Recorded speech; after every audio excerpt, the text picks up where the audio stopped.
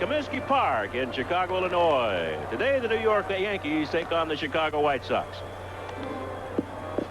Good afternoon, everybody. I'm Bill White along with Phil Rosito, and down on the field, our buddy Spencer Ross has Phil Niekro. And welcome to Chicago. Spencer Ross, the sun is shining brightly. Hasn't been shining that brightly on the Yankees thus far here in Chicago, but here's a gentleman for whom the sun seems to shine eternally upon his brow. The hair is gray, but he can still pitch. Talking about Phil Niekro. Phil, it has been a slow start for the ball club, but for you, it has been a good one. Your knuckleball working may be better than it's worked in years, you believe, don't you? I think so. My arm's feeling better than it ever has. Mentally, I feel great. Physically, I feel great. I just wish some of the other players could get a few breaks that I have out there. Some of the pitches, I'm getting runs, I'm getting defense, and some of the other pitches just aren't getting there. You talk about breaks, and it sounds almost like an alibi type thing, but the breaks have not been going for the Yankees. Yesterday's ball game, it almost seemed that somebody wrote a script for the Chicago White Sox. It was an exciting ball game. It didn't turn out well for your ball club. Well, there's a lot of ways to lose a game, and there's a lot of ways to win a game, and yesterday was a good example of that. We're awful close to just turn this thing around. We're not getting that big hit where we need it. We're getting good defense. Just seem like we just can't get that double or triple with 2 men on base to just kind of open up the gap between a 1 or 2, 3-run lead. Attitude, though, still high? Oh, yeah, it always has been. There's too many good professional baseball people in this ball club that something like this get us down. Tuesday night for you in Texas, right? I'll be there. Okay, that's where we'll see Phil Niekro. And as I said to you before, Phil, always nice to talk to a ball player who's older than me. Wow! We'll get ready for the start of today's ball game in just a moment.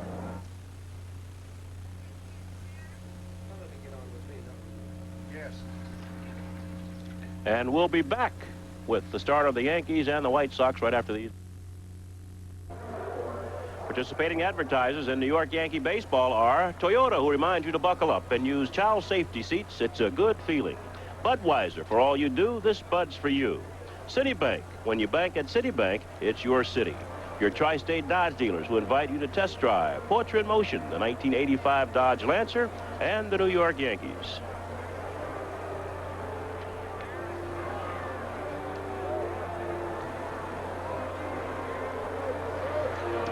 Well, a fine, shiny day here at Comiskey Park in Chicago. Not a cloud in the sky. The wind is blowing in a bit from center field as the Yankees and the White Sox get ready to play the final game of this 3-game series. The Yankees will have Ricky Henderson leading off and playing center field. Willie Randolph will hit second. He'll play second. Batting third, the first baseman, Don Mattingly. Dave Winfield will play right field. He'll hit fourth. The designated hitter, Don Baylor, will bat fifth. Batting sixth for the Yankees, the left fielder, Ken Griffey. Mike Palliulo plays third base. He'll hit seventh. He'll be followed by catcher Butch Waniger in the 8th slot. Then the shortstop Bobby Meacham will bat ninth, and on the mound for the Yankees, right-hander Joe Cowley. For the White Sox, leading off and playing left field, Rudy Law. Scott Fletcher plays third base. He'll hit second. Batting third, the right fielder Hal Baines. Batting fourth, the first baseman Greg Walker. Carlton Fisk will hit fifth and catch. Batting sixth, Oscar Gamble, the designated hitter. Hitting seventh, the center fielder Darrell Boston. Julio Cruz will play second base and bat eighth. And the shortstop Ozzie Guillen will bat ninth. And Rich Dotson will make his second start of the year. Defensively, for the White Sox, they'll have Greg Walker at first. Julio Cruz at second. Ozzie Guillen, the shortstop. Scott Fletcher over third. The outfield has Rudy Law in left, Darrell Boston in center, and Hal Baines in right field with Carlton Fisk behind the plate. And in the middle of the diamond, the pitcher, Rich Dotson. Dotson is making only his second start of the season. He missed all of spring training with a sore elbow. And so far this year, he has no record. Lifetime against the Yankees, the right-handers won 4 and lost 3. And for some quirk in the White Sox pitching rotation last year, Scooter, Dotson did not face the Yankees. I'm kind of glad he didn't, Bill. He's tough. Eddie Lopat thinks he's one of the finest pitchers for pitching the spots and keeping the ball down, making the hit that ground ball. And that's what Eddie's style of pitching was. Well, the White Sox have won 2 in a row here from the Yankees. They come from behind 5-4 win in overtime yesterday. That was certainly a heartbreaker for the Yankees. And so the Yankees have lost 2 straight to the Sox now, and the record is even, 2 wins, 2 losses. It was unbelievable yesterday. You could just see it happening, and there's nothing you could do about it. And once again, a little cool here in Chicago, 52 degrees, wind blowing straight in from center field as Ricky Henderson stands in. And standing in behind the mic here is the Scooter Phil Rizzuto. All right, William, and Ricky Henderson, big bonus yesterday, a 2-run homer to the opposite field. Ball 1 to Ricky Henderson. Better get the umpires in. Drew Coble is behind the plate this afternoon. Don Dinkinger at first base. Al Clark at second. And Mike Riley is umpiring over at third base. All right. Broken bat grounded to second end. Julio Cruz. He likes to spin around, fall down when he catches them. Exciting young ball player from Brooklyn. How come all players from Brooklyn are exciting? Use another adjective. Hot dogs. How about that? That's a better one. Okay. But he can play. Yes, he can. And Fisk is out very early talking to Dotson. He does this a lot. That's why he's going to manage someday. He's going to manage, and that's why the White Sox games have averaged 3 hours or more every one. Wind blowing straight in from center field. It'll be hard to hit a ball out over Boston's head or Henderson for the Yankees. All 3 games it's been blowing straight in while we've been here, and as Bill told you, it's been very cold. Today is the warmest day, and it's still not warm.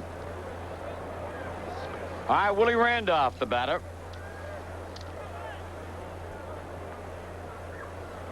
Willie batting .224, 3 doubles, looking for his first run batted in, and that's really unusual.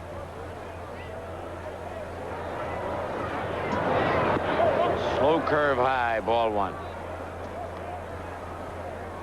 Coaching third for the Yankees on your left, Gene Michael. On the right stump, Merrill. He's at first. Base hit ripped to right field. So Willie Randolph gets the first hit of the ball game. That's the way I think, Bill, you got to hit Dotson. The other way? Yep. Well, after yesterday's ball game, I think the Yankees are due for a break, to be quite honest with you. You played baseball long enough, and of course the Yankees lost the ball game in extra innings. We watched Randolph go the other way. Willie had been trying to pull the ball earlier in this series. I remember you mentioning that. He was. He way out in front of everything. But after getting beaten yesterday, the way they got beaten, you figure that the break's got to go the way of the Yankees in this ball game. And I'll tell you, they have not had many breaks since the season started. Mattingly, the batter, batting .279, takes a ball. It's amazing how breaks go along with hitting and catching, though. Yes, it does. It's contagious. If you hit well and catch the ball and get good pitching, you get the breaks. Yep. And the Yankees have had only 7 home runs here early in the year. Just about last. There goes Willie, and a ball base hit right center. And they decoyed Randolph, and he's not going to be able to go to third. Now, they did this yesterday on Bobby Meacham, and Meacham almost broke his leg as Cruz bluffed, and that was on the home run that Henderson hit. They should run over Cruz. They really should, because that was a bad play yesterday. Today was a good play. Here it is again. Mattingly going into right center field, and the shortstop and second baseman decoy and Willie, and they held Willie halfway to second base, and he went around. Watch him here. He stops here, sees the ball, doesn't know if it's going to fall or not, then starts. It's too late because by now Baines has got up with the ball, and Randolph has to stay at second base. Yeah, it's a big play for the White Sox. Would have been first and third with 1 out, and Dave Winfield up. Now it's first and second. So Mattingly's starting to get his stroke now. Mattingly with 18 base hits, the most of any Yankee. And big Dave Winfield. Dave batting .276. Takes a ball. You mentioned Dotson did not pitch in spring training for the White Sox. He had the bad elbow, and this is only his second start. He didn't do too badly on his first start. He has no decision. That's low. Trying to keep the ball down on Winfield. 2-0. 1 man out. Top of the first. Got an awfully floppy. We look at Randolph. That Dotson's got an awfully, and Mattingly at first, floppy shirt there. Yeah, that could be distracting to the hitter. Oh, Dizzy Dean and Van Lingle Mungo used to do that. Strike 1, 2 miles. On deck is Don Baylor for the Yankees. I saw Big Dave in Gene Monahan's training room. He hurt his left shoulder on a swing, fooled on a beautiful change of pace in yesterday's game, and he grabbed that left shoulder. Get some treatment on it. High fly to center, but the wind will hold it up. Boston started back, has to come way in, and the runners have to hold. That would have been a 1-0 ball game. Right now, had they not tricked Willie Randolph, Mattingly back to first. And now Don Baylor.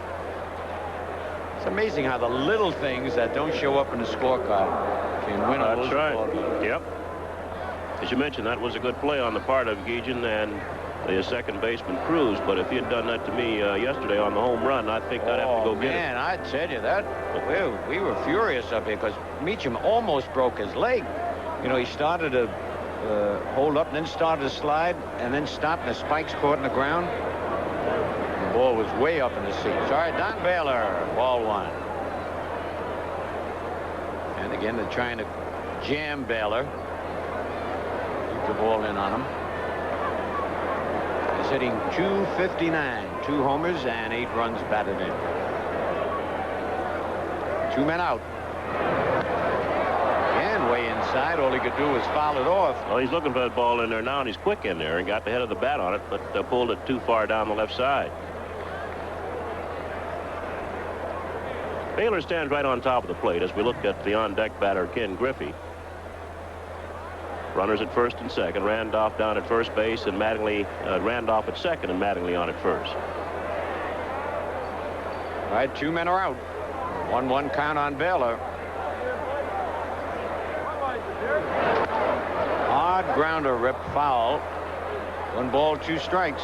I'm not sure Dodson can throw hard enough today to jam Baylor with the fastball. No, he's got to get away inside, hoping that the best he can do is foul it off.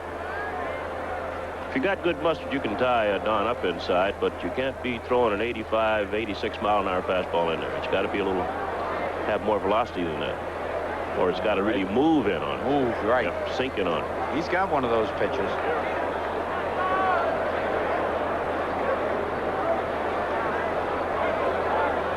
And it took too long. 2 sets of signs.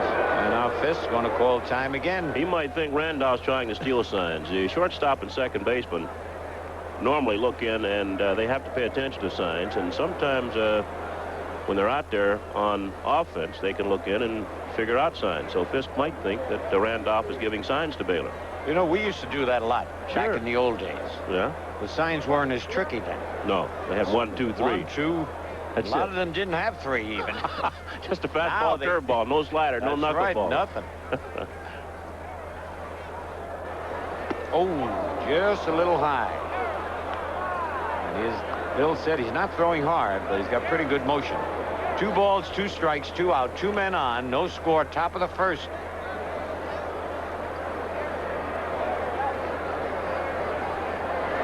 Low, 3-2, and the runners will be going.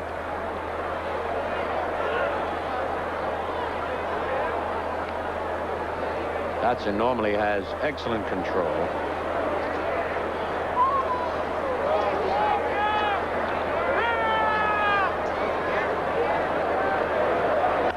Popped him up. And Scott Fletcher at the look at the wind take it. It drops. Oh, and they he should let it. caught They it. should have let the Holy ball. cow. He did not have to touch that ball. No, you're if he right, lets that Bill. ball roll, it might roll foul. I don't know why he touched it in fair territory. Oh, man, he was so embarrassed of misjudging that ball. If we get another look at this, Bill's absolutely right. Watch him come in now. The wind's really bringing that ball in, and the pitcher goes over there. Dotson, he's close as anybody. Now, he should let the ball. Yep. Let it stay there. Would have gone foul. Had to go foul. But he grabbed it in fair territory, and it's a single, and a run batted in for Don Baylor. An 18-foot single that went about 200 feet in the air. The Yankees will take him any way they can get him. I'm trying to figure out why he touched that. I don't know either. Randolph scores. The Yankees lead 1-0. How are you going to score that? A single or where? I put 5. Okay. What is that?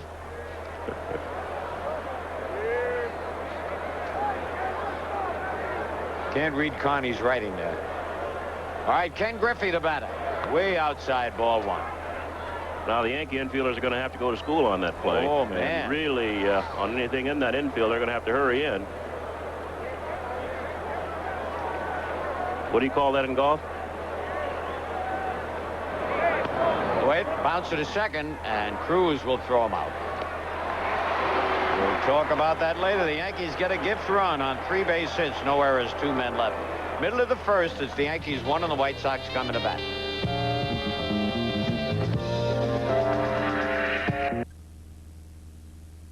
New kind of CD from Citibank. And people just can't wait to catch its rising rate.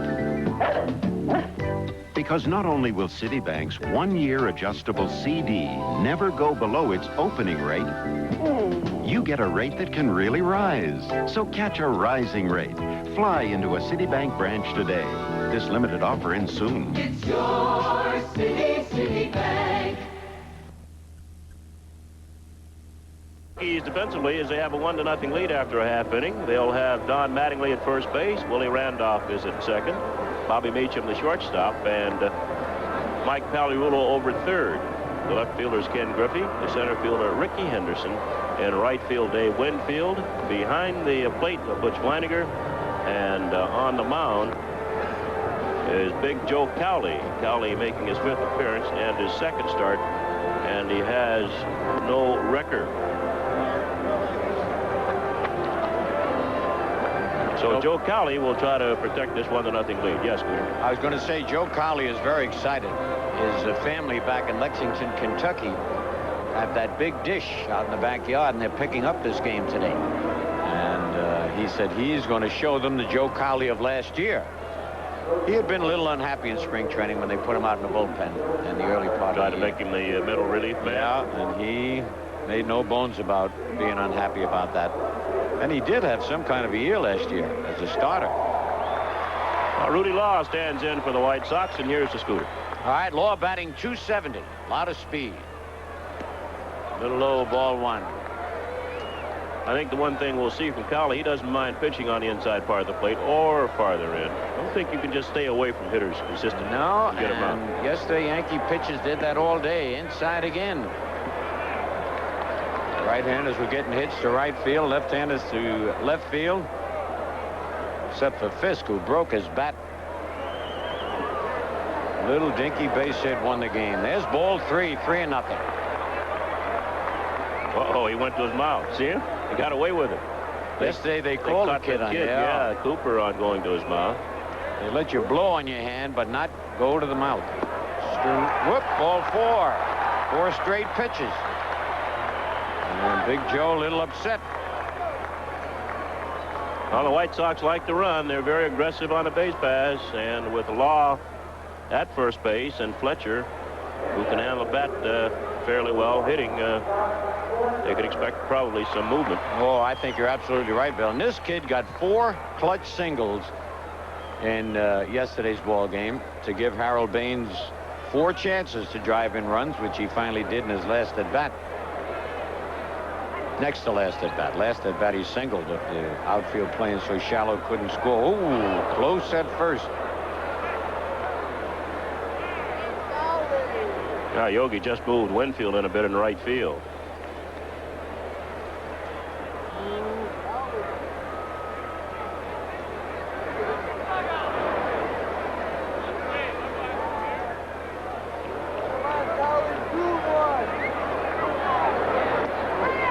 Strike 1.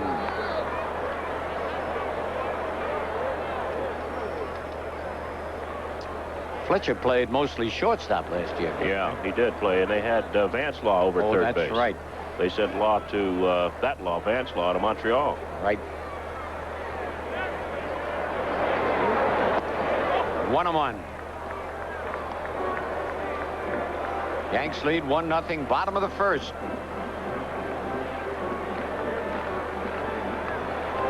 And time is called as Pags wants to get that piece of paper blown.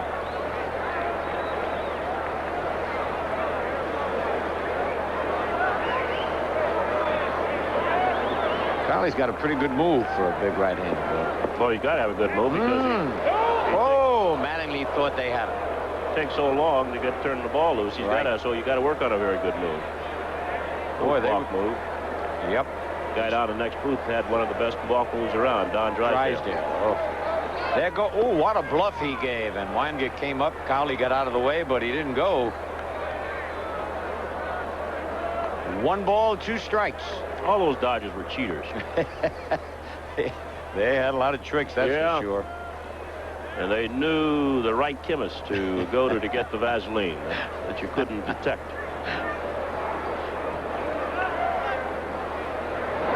And off his glove.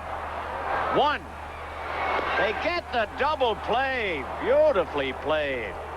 Collie didn't embarrass himself there or try to hustle too much, Bill. He took his time, wanted to make sure he could get one. The ball pops out of the glove, watches the ball, then picks up Meacham at second, throws a strike to him.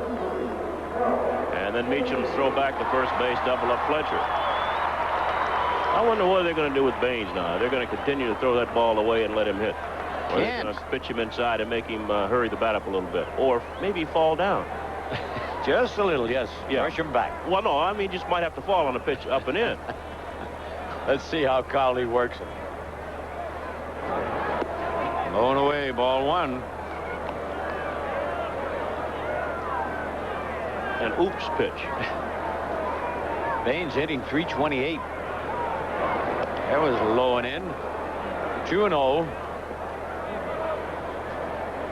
Third base on the left, Jim Leland, and at first base on the right, Joe Nossig, coaching for the White Sox. 2 out, nobody on. Yanks leading 1-0. Baines has 2 doubles, 4 homers. That's what you can make him swing the bat. Don't let him open the arms up and just hit the ball to left field. Yogi Berra on the end of the Yankee bench. He'll be there when the Yankees are on defense. He'll go down the other side normally when they're on offense, when they have the bats. Boy, he took his tobacco out when that fist broke his bat, got that last hit and threw it. Just missed outside. That's the kind of pitch Baines likes, though. Well, if you throw him inside every once in a while, he won't go out there as aggressively to swing at the pitch away from him. All right, on deck, Greg Walker. Strike 2. See that? Yeah, you're because right. He's worked with a couple pitches inside, doesn't know where he's going to pitch him now. But if you just stay outside, outside, outside, the hitter's going to go with you. And if you come up under his chin once in a while, he'll be even more hesitant. More to go tentative, right. The payoff pitch. Bounce to the second. Willie smothers it. Throws him out. So they got rid of the tough Baines. Nothing across, and at the end of 1, it's the Yankees 1 and the White Sox nothing.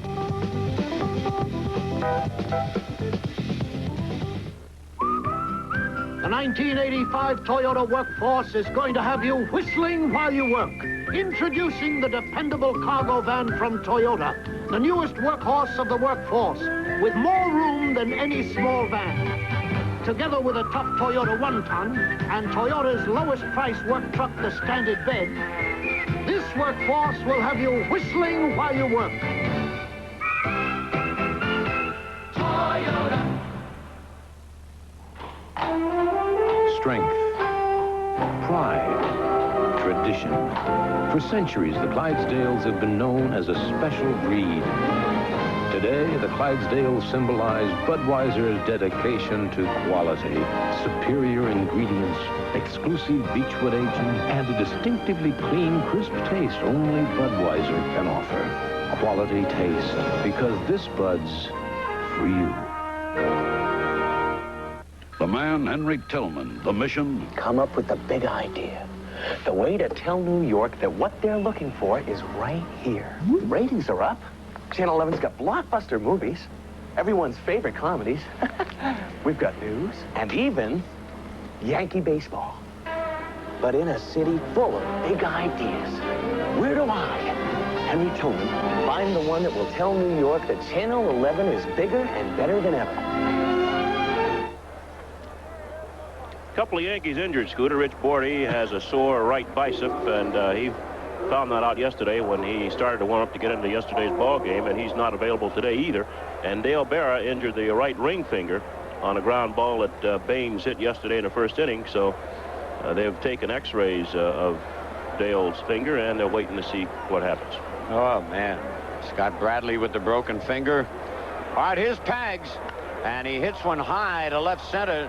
And look at the wind take that back, right? Almost like a boomerang shot to Rudy Law. And so many balls would have been home runs so far in this series, except for that win. Oh, one pitch, one out. And now Butch Weiniger. Weiniger hitting .286, but he's up there with Don Baylor. Although Baylor now has the team lead in RBIs with 9 on that unusual single he got in the first inning. Butch has got 1 homer. He got that batting right-handed. Ball 1. Well, I finally got what you had, Bill White, and gave to Spencer Ross, and Spencer Ross gave it to me. Now, wait a minute. It's the other way around. Spencer Ross had it first? Yeah. Oh, I got on the wrong man then. Whatever it is, I don't like it. Gives you a good deep voice. Oh, yeah, but tough breathing, tough swallowing. That's low. 2 balls and a strike.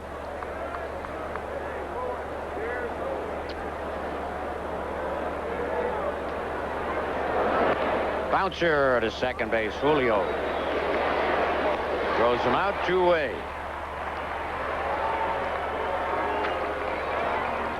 You know, I used to ask opera singers what they use when their voice felt a little raw and they had to sing that night. You asked Bob Merrill that, didn't you? Oh, Bob Merrill, #1. And then any opera singer I could find in those days. Now, this before Pavarotti and who's that other guy that's so popular now? Whoop, bunt attempt missed, strike 1. Placido Domingo. Oh, you talked to him too? Yeah. And they all said honey with lemon. I carry my own honey with me. Yeah. But I forgot the lemon. Want to get room service for me and a couple of lemons? Well, so a little medicine will do.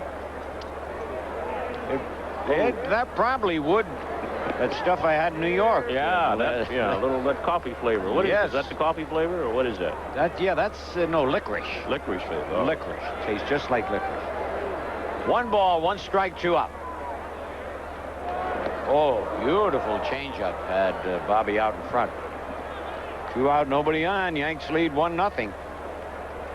And you know what scares you? Each game in this series, the Yankees have started off with a 1-0 lead in the first inning. I can't believe it. Bill Bowen comes in with 2 slices of lemon. And he was going to bump with 2 strikes on him, and it was low and away. Oh, man, he had Fletcher back at third. That's a Florida man for you. Yeah, you got good friends, Bill White. Although he played golf, and I was not invited. You know. Strike 3 call. So Bobby Meacham called out on strikes. The Yanks get down in order, and at the end of an inning and a half, it's the Yankees 1, the White Sox 0, and we're now going to pause for station identification.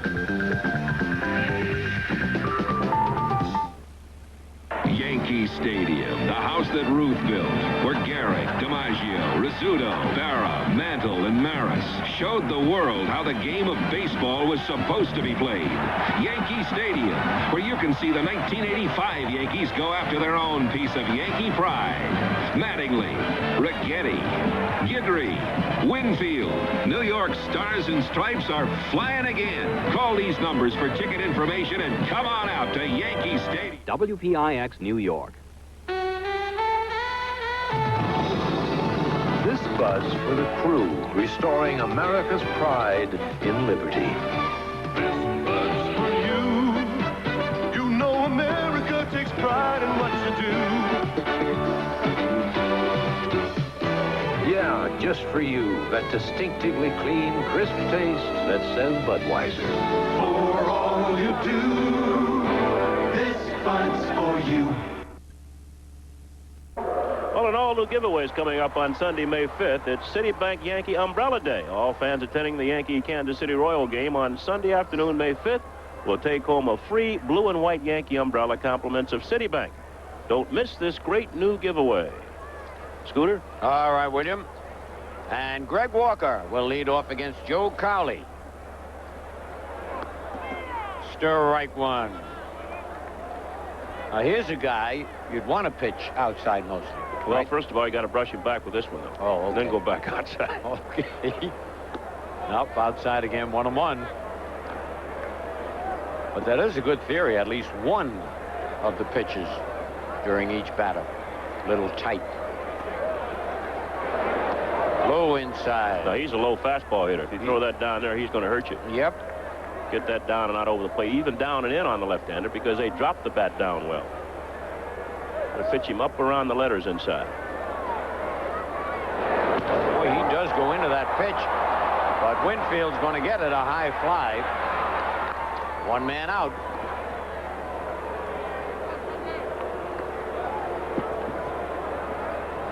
So Walker's out of there. And the batter will be Carlton Fisk. Now, this is one guy you got to stay away from because he likes it inside. He's quick inside with the bat. Very few big guys are quick inside, but with the bat. But Fisk is. All right.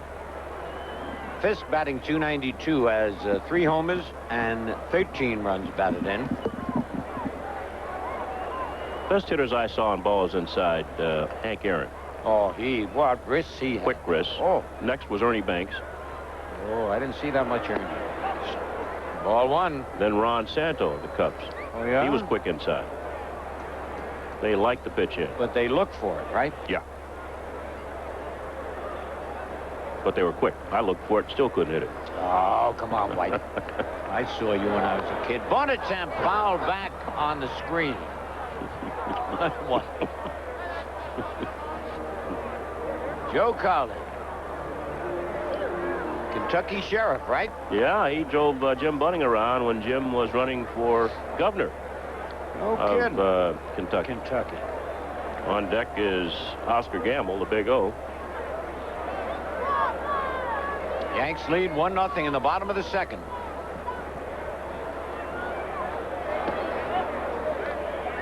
Two balls and a strike. And Fisk wants the umpire to look at the ball. In fact, Bunning used to represent Cowley. Bunning's in that business now. Yeah. Oh, yeah? Yeah.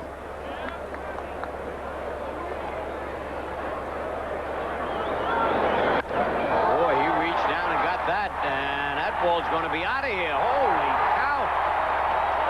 Now, did you... Oh, you got to have a replay on that. That looked like the ball was about 6 inches off the ground. And away from him. Wow. He went out and got it. He hit it low enough. Had been 2 for 20, or was 2 for 20, including that single yesterday that won the ball game. And this one, of course, he'd been in quite a slump. Oh, man. Ball game is tied at 1 apiece.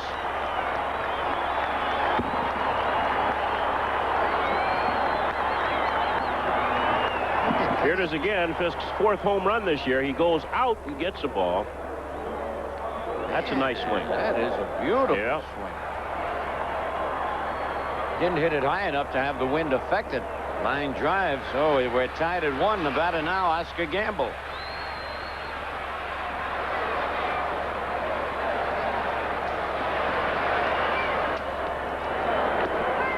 Strike 1. 1 man out. 4th home run for Carlton Fisk.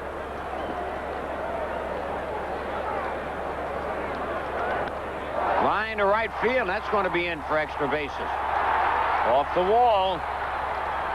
And Oscar's going to be in with a double.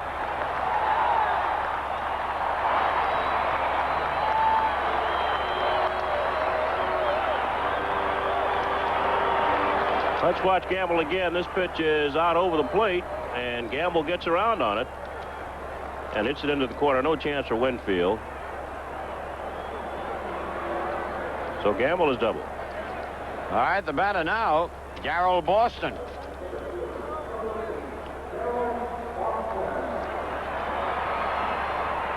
Boston batting .341. Got 14 hits, 4 doubles, a triple, and 4 runs batted in. Gamble was batting just .190 before that double. Ball 1. In case of a single here, they'll have a shot at Gamble. Oscar is still bothered by the bad knee.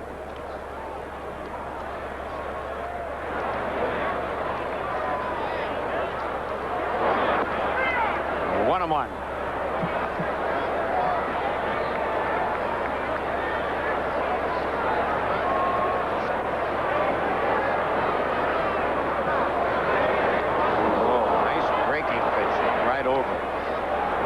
ball, 2 strikes. That home run hit by Fisk, the 15th given up by the Yankee pitching staff.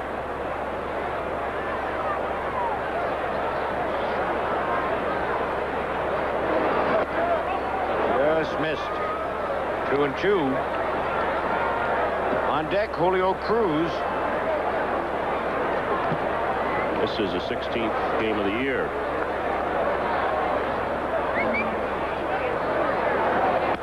Grounded to second base, and Willie Randolph will throw him out. Moving to third is Oscar Gamble. 2 men out. You know, the amazing thing in it, there's not been a game lost to the weather yet. Why is that amazing?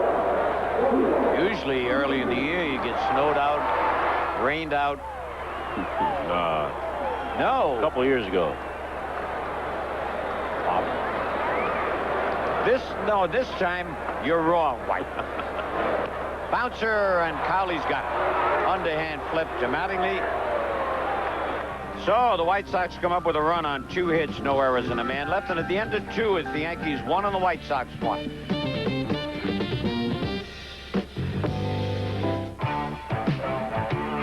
This buzz for everyone in the spotlight before the show begins. Hey,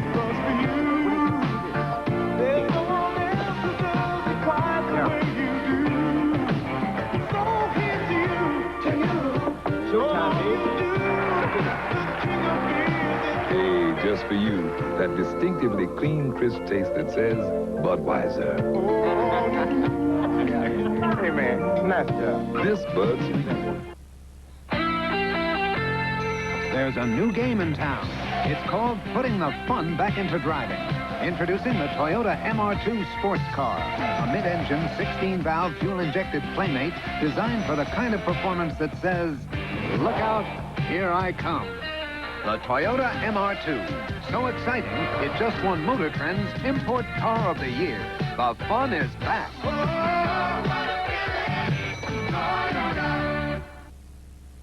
Join the jet set with television's most glittering hour of excitement. Frank Sinatra's luring high rollers to the gambling meccas, and his partner in play turns a winning hand at ultra luxury. Meet Falcon Crest villainess Abby Dalton and the Dallas gal who's gone glitter, Morgan Brittany, plus blonde beauty Lee Meredith's QE2 cruise. Go home with Rock's vagabond Rick James. Then hear how a special couple skated their way to a different kind of figure. The thrills continue on Lifestyles of the Rich and Famous. Tonight at 8, only on Channel 11. Well, you've got the Daily News writer Bill Madden doing your research on last year for you. Yes, I have, and I hope he comes back and gives me the right answer. Actually, I'm very happy to see you, White, because I'm shaken up a little bit. You are? I was watching the movie Coma this morning. And you haven't seen it, right? Nope, I don't watch too many movies. Well, I'd say this. I ain't gonna let you out of my sight all day and all night. I'm in my room with you tonight. Man, that was scary. By the way, tickets for all Yankee home games may be purchased at the Yankee Stadium advance ticket window 7 days a week from 9 to 5, or by visiting any Tri-State Ticket World outlet. For information and credit card orders, call Ticket World toll-free at 1-800-682-8080. For additional Yankee ticket information, call the ticket office at 212-293-6013. Scooter? All right, Ricky Henderson back in the top of the Yankee batting order. Ricky bounced to second his first time up. And hits one to a shallow center. Back is the shortstop, Ozzie Guillen, and makes the catch. Wait a minute, we have a report. 6 games postponed in April because of inclement weather. I got that, Huckleberry. Thanks, Bill, whoever gave it to me. Joe Safety. Joe Safety, all right.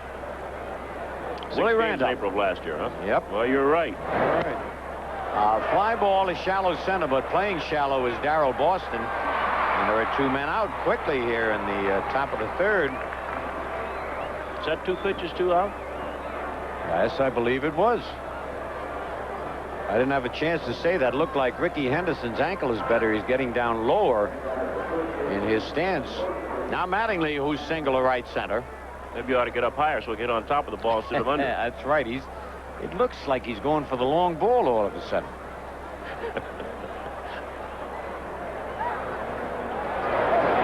Ball one. A 1-1 ball game in the top of the third.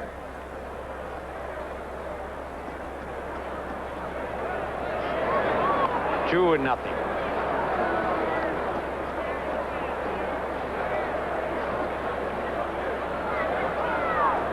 Mattingly up to 290 now.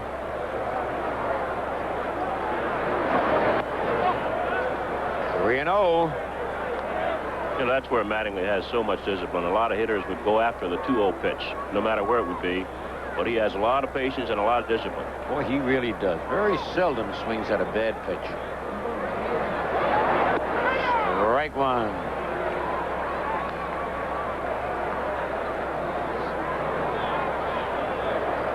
Two out, nobody on. And that's foul back in the upper deck, out of play.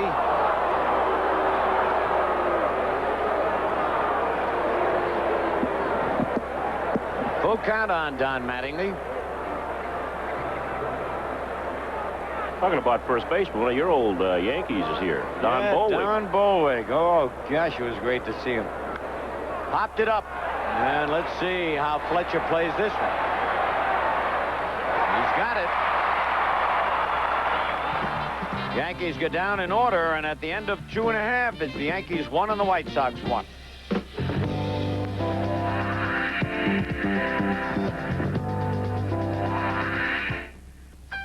I found a place where we can put up a cabin. I'd like to see it. When you've got to go places where the road comes later, whistle for the 1985 Toyota 4x4, the most powerful small truck ever built, with the highest running ground clearance of any small 4x4. No wonder it's the best-selling small 4x4 in America. They plan to put a road in? You care?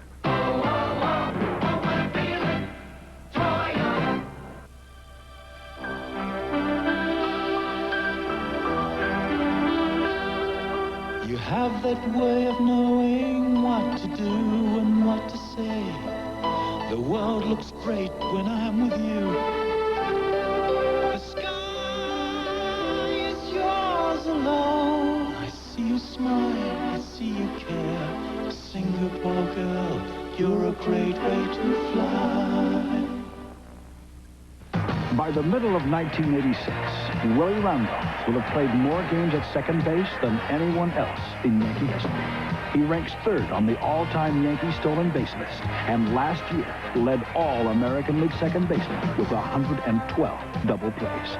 First there was Lazzeri, then Richardson, and now Willie Randolph has taken his place among the all-time great Yankee second basemen. Yankee baseball. Catch it on Channel 11.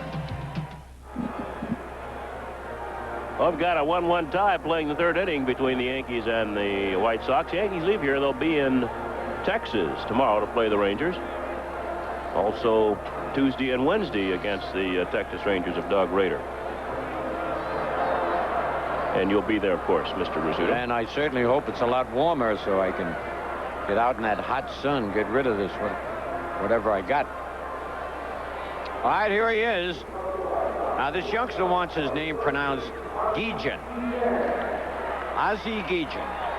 It's spelled G-U-I-L-L-E-N, but for some reason he wants it pronounced Guillen.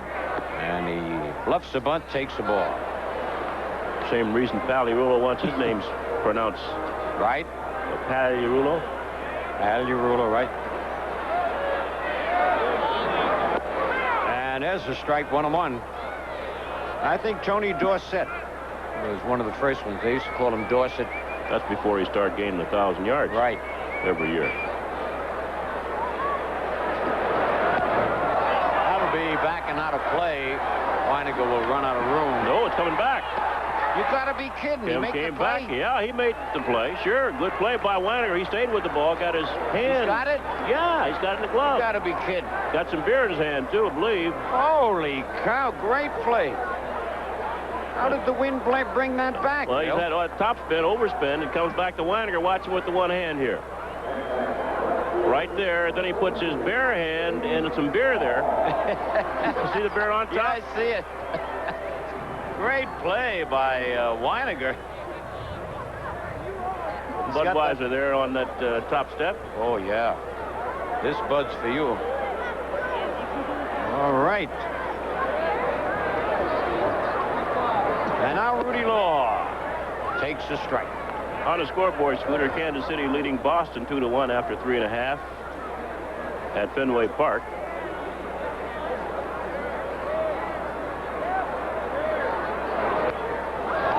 Had him off balance with that changeup. Cleveland 6, Baltimore 1 after 2.5. Indians are giving people fits. Minnesota leading Oakland 1-0 after 3. Minnesota's a strange team, right? They won the first 2, lost 9 in a row. Now they've won 9 in a row. Or 7 in a row. Yeah, anyway, they're 9-9. Just missed. Detroit leading Milwaukee 1-0 after 2. Walt Terrell pitching for the Tigers. Later on, Toronto at Texas and California at Seattle. Obviously, you turned your clock up an hour last night. I hate to tell you, but I forgot. I called home, told Cora to turn her clock ahead, and then I forgot mine. Well, you got here on time. Yeah, luckily. Mets lead Pittsburgh 4-1 after 5.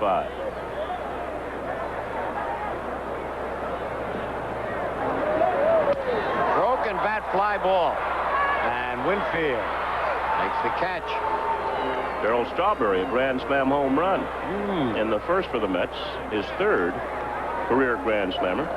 Mets leading Pittsburgh 4-1 after 5. Philadelphia 3, Chicago 0. Phillies batting in the bottom of the 5th inning. And it's raining in Montreal. The Cardinals are scheduled to play the Expos there. And the other games in the National League later start, either in Texas or California. William, the batter, Scott Fletcher, who hit into a double play first time up. They had a movie on last night that I couldn't believe. Don Carney watched the whole thing. I watched a minute and a half. It's called The Beam. I think he said it scared him to sleep. You know what? You ought to be a movie critic. I should be. I see these huckleberries on TV. Even Jeffrey Lyons. I could do a better job than they do. You probably see more movies than anybody in this country. That's right. Foul back. 1 ball, 2 strikes. 2 out. We're tied 1 apiece here in the bottom of the 3rd.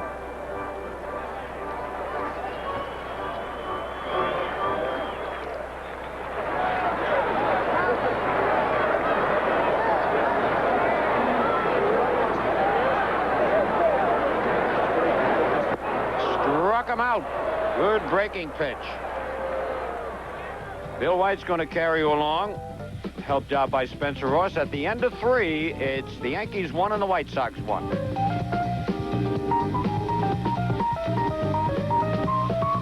Great news. More Toyota values on the way.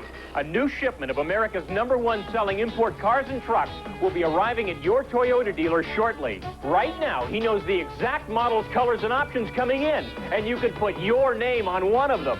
You'll be driving your new Toyota home soon. Toyota value has always been worth waiting for. Now you don't have to. The Toyotas are coming. The Toyotas are coming. Come on in and see your dealer and make your deal today. This Bud's for everyone who scrapes it, sprays it, and lays it on smooth. This Bud's for you. For all you do. The king of beers is coming through. Yeah, just for you. That distinctively clean, crisp taste that says Budweiser. For all you do. This Bud's for you. Uncover the untold secrets behind the superstars on The Start of Something Big. Jimmy Stewart's journey to stardom started in a Depression breadline. Mickey Gilley could be preaching the gospel instead of singing country hits. Pamela Bellwood's triumph over a childhood trauma. The legendary start of superstar Judy Garland. Steve Allen's hilarious beginnings of everyday things. And the story behind the start of MASH. Tantalizing trivia and superstar secrets. That's The Start of Something Big. Tonight at 9 on Channel 11. Bill White along with Spencer Ross to bring you the next three. We're the top of the fourth, and the Yankees and the White Sox are tied 1-1. The Yankees got their run in the first inning when Randolph singled to right field with an out. Mattingly singled into right center. Randolph a holding second on a good decoy by Julio Cruz and Ozzie Guillen. Then Winfield fly to center field for out number 2. Baylor hit a high pop off third base that Fletcher misplayed, then touched the ball before it bounced foul near home plate.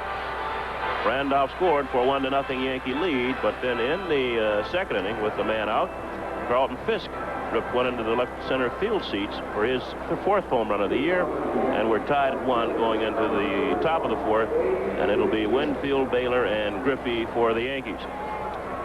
That's about the first mistake Mr. Fletcher's made all weekend. He's had a weekend you can make a highlight film out of. Winfield has been up once and flied to center field. Dave batting .271. He has 2 home runs and 6 runs batted in this year.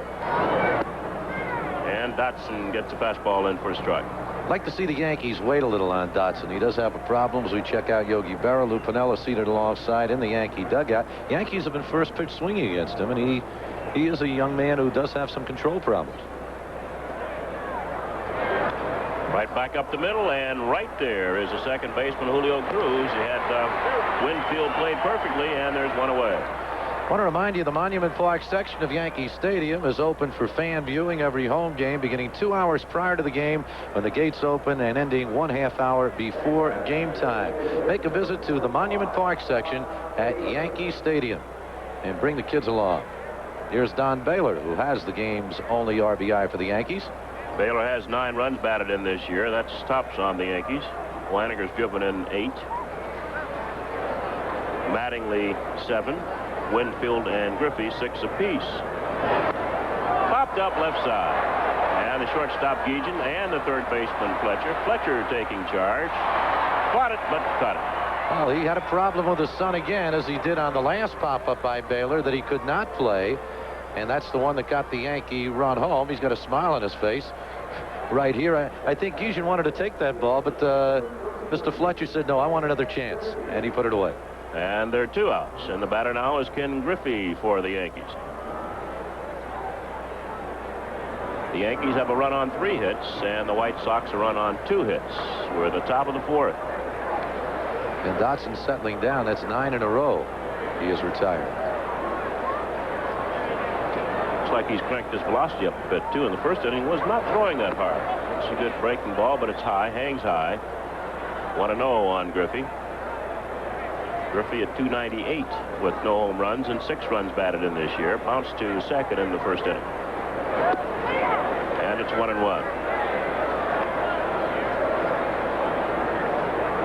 California in first place in the American League West. They have a 1.5 lead over the White Sox. The White Sox won 8, lost 7. Tigers back in first place in the East. They have a half-game lead over Baltimore and Toronto.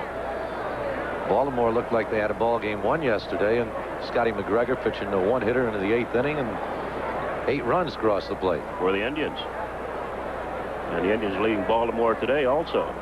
They're giving people fits, Pat Corrales Indian Ball Club. I figured they didn't have much pitching and not much power, but they're playing good baseball early. Lost a couple of key people to start the season. They're starting to get them back now, Thornton in particular. 1-1 on Griffey. 1-2 on Griffey. Yankees won, the White Sox won, playing the top of the 4th with 2 outs, nobody on base.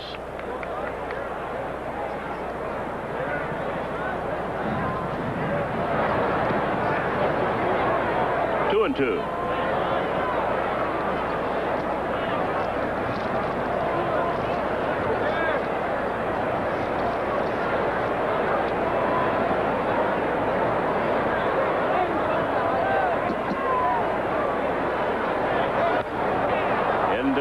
Center, and the left fielder Rudy Laws over there with the glasses down, plays the win, plays the ball, side is retired. 3 up and 3 down. We've played 3.5 innings here at Comiskey Park. The Yankees won, the White Sox won.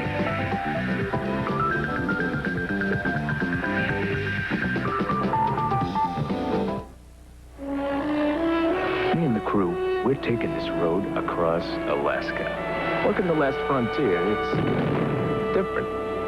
But when this road's finished and it's on the map, we can say, we did that. It's for guys like T.J. Donahue that we make every Budweiser the best it can be. Beechwood aged and brewed with the kind of pride T.J. puts into his work. So to T.J. and all you guys out there like him, this Bud's for you. From the runaway bestseller by Ken Follett, a master of espionage and suspense, comes an Operation Primetime Premiere. A story so true to life, it will astound you. The Key to Rebecca. Almost getting all his facts in advance. Now is the time to take, Agent. All we need is a key, Colonel. We've got the book. The Key to Rebecca, starring Cliff Robertson, David Soul, Susan Hubley, and Robert Culp. Based on the powerful best-selling thriller by Ken Follett, The Key to Rebecca uncovers the passion, deception, and courage of the secret war for North Africa. The Key to Rebecca. Part 1 premieres Monday night at 8 on Channel 11.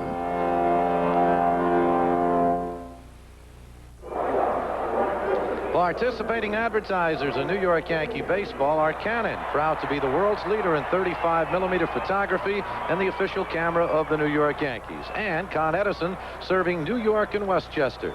Here's Harold Baines to lead it off. And a strike on Baines. Baines has been up once and bounced to Randolph. We're in the bottom of the fourth. The Yankees and the White Sox tied at 1. It'll be Baines, Walker, and Carlton Fisk.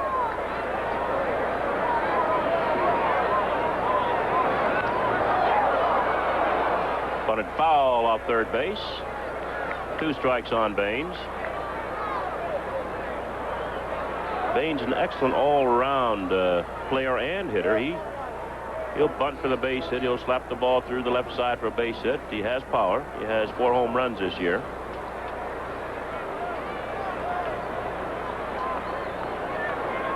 And he's been tough on the Yankees.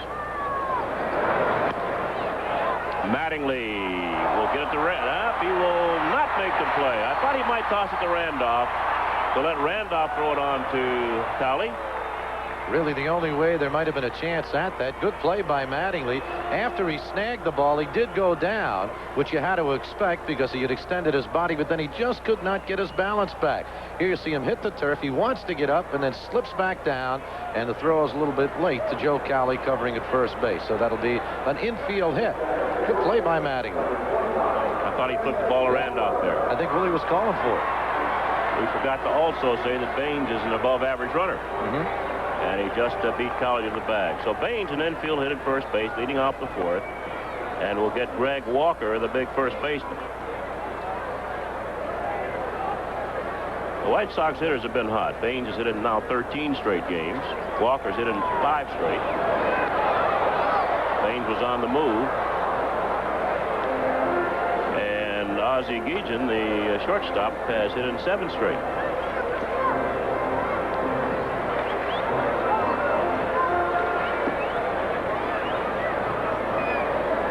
And Walker has the ability to hit the ball out of the park, particularly against right-handed pitchers.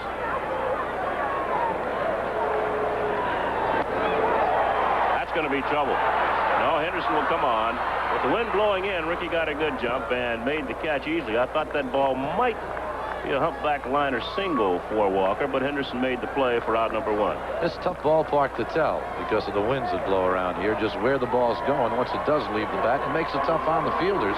But Henderson playing that well for the first out. And here's Carlton Fisk, who in his first time at bat tried to bunt for a base hit. Fortunately for him, he did not, because then he smacked one about 380 feet away into the left field pavilion for the only run of the ball game for Chicago. And he has not been hot. He's now 3 for 21. But he won yesterday's game for the White Sox with the little looper. And a strike here.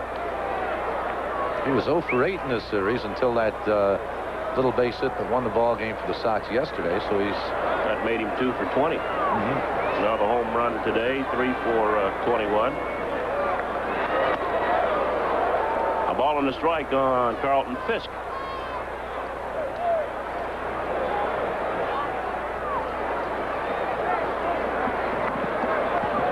One out, one on, scored tied 1-1 in the fourth.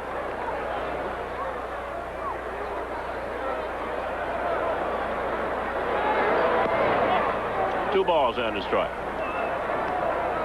Well, they might run Baines here. The White Sox have been aggressive on the base paths in this whole series.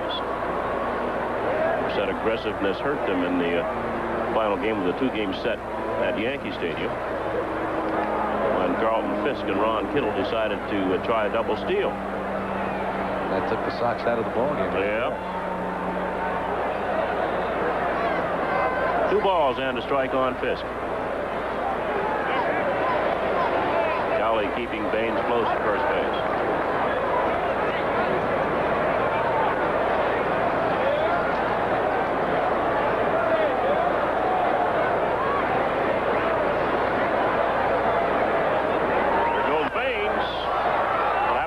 They play it to second anyway, and they still get the man at first base. Baines safe at second, so it's a 5-4-3 putout on Fisk for the second out. Well, Mike Pagliarulo made the wrong play. No way in the world they were going to get Baines as Baines takes off right here on the pitch. Pax comes up with the ball, goes to second, and a good throw by Randolph here. Baines is in there easily. Well, Willie comes across, and a good play by Mattingly, short hopping the throw for the out. But Baines in there easily. Watch Randolph as he grabs the ball.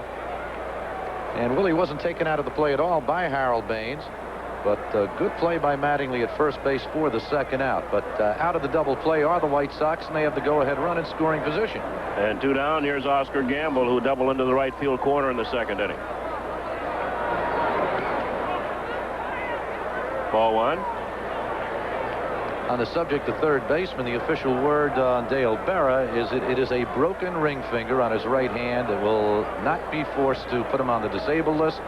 He'll be out 4 or 5 days, and they do expect him back by next week. And that's 1-1 on Gamble. He will be put in a splint for a few days, as you mentioned. And there's Dale's father.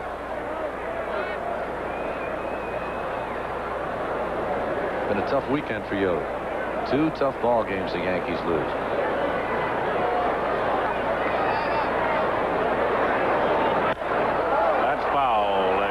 Need new lumber. Cowley doesn't mind pitching inside. He'll show you the pitch in or away. He will not establish a pattern.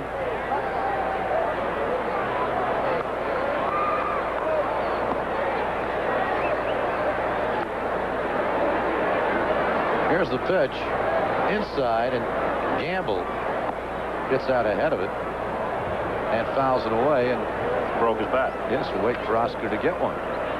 He's still down in the dugout. There we go. Oscar's hit well in his career against his former Yankee teammates, coming into the series at a lifetime .341 batting average against the Yankees, and he had been up about 160 times in his career against New York.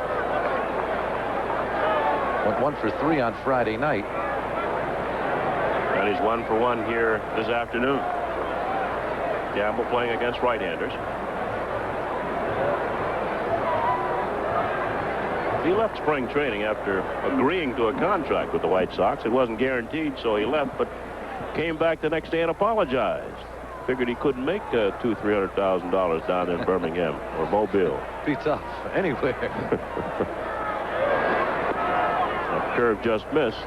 The Rolls Royce he's got eats up that much gasoline. You know, players really don't realize how good they have it until they get out of baseball or get released or whatever.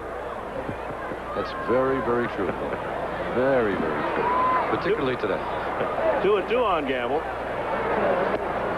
And that curveball caught him looking, and that'll retire the side. No runs for the White Sox. 1 base hit. They leave a man on base. We played 4, and the score is tied. The Yankees won, and the White Sox won.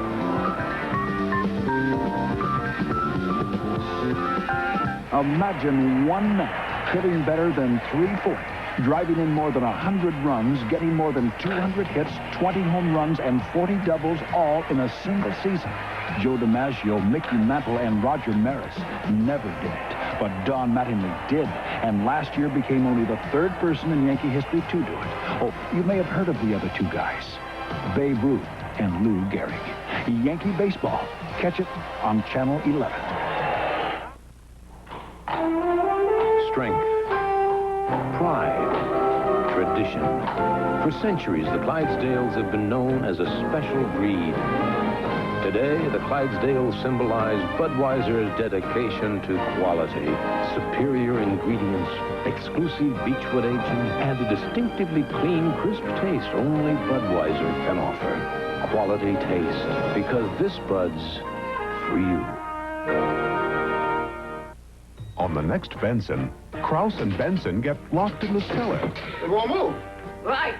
You mean I'm stuck here with you? Right. Why do you do this to me? Everyone's concerned. Krause and Benson take a walk 1 hour before a major diplomatic function. Suppose something terrible's happened to them. Well, that's the only excuse I'll accept. But it beats dying. Just barely. Don't miss Benson Monday at 6:30 on Channel 11. An uncharacteristic Chicago White Sox game as we move now to the top half of the 5th inning. We have played an hour and 5 minutes. Chicago's been averaging over 3 hours a ball game, but the pitching has been good. Dotson has had his control. It's been a problem of his. See the fans out there and you get an idea of the weather here. Everybody in winter coats today, but the sun is shining brightly as we move to the 5th inning, and Dotson will face the bottom part of the Yankee batting order. Mike Pagliarulo, Butch Weiniger, and the 9th man in the order, Bobby Meacham. Dotson, who back in 1983 won 22 games and then had a great start last year, 11-4 before the All-Star break, but he wound up the season 14-15. So here's Pagliarulo to lead it off for the Yankees. Bill? And Pagliarulo has been up once and flied to the left fielder, Rudy Law, in left center field. Bottom third of the Yankee batting order, Mike Pagliarulo, Butch Weiniger, and Bobby Meacham against Rich Dotson. The breaking ball is a strike. Dotson has retired the last 10 Yankees he's faced since Baylor's pop single that drove in Randolph in the first inning. 1-1 on Pagliarulo. He's hitting at .286. 1 home run and 5 runs batted in. That ball sailed away and high. 2-1. Dotson, lifetime against the Yankees, has won 4 games and he's lost 3. Did not pitch against the Yankees last year. They used Floyd Bannister last year quite a bit against the Yankees. 2-2 on Pagliarulo. A little odd to come in here and not get a shot at Floyd Bannister. I know Yogi was talking about that. He'd rather not see Floyd Bannister. He could give the Yankees problems. That's foul off first base. Still 2 balls and 2 strikes on Pagliarulo. He gave you the American League standings in the National League. The Cubs in first place by a half game over Montreal. In the West, the Dodgers in first place by a half game over Cincinnati. Cincinnati, the surprise team, I think, this year in baseball.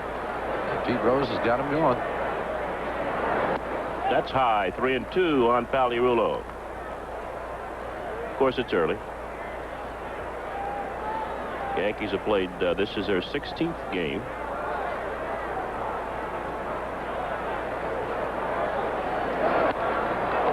Into right center, on the run, the center fielder, Boston.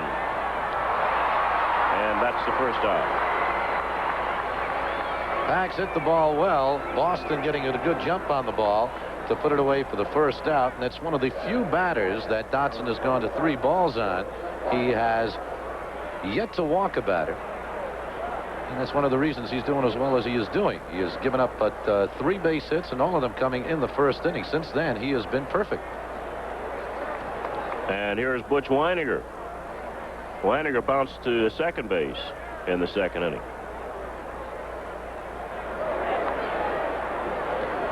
I don't think Butch was going to bunt.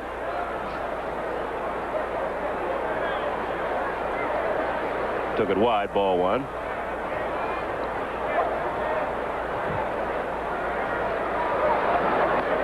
And a strike on the outside edge, 1-1.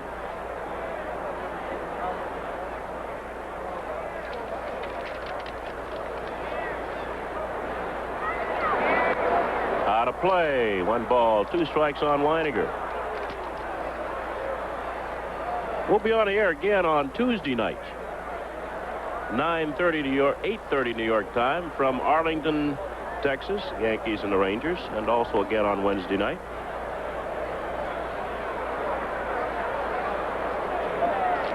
Yankees will pitch Phil Niekro Tuesday and Ed Whitson on Wednesday.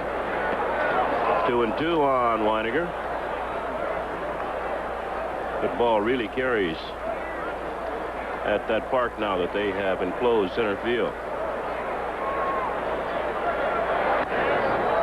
That'll slice foul in the seats down the left side. Count remains 2-2 on Weiniger.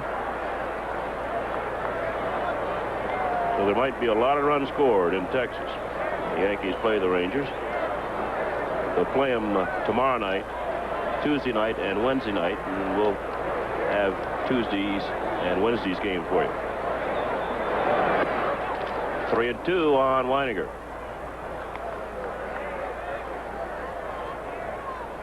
Dotson's been getting the 3-2 pitch in. Went to 3-2 on Pagliarulo.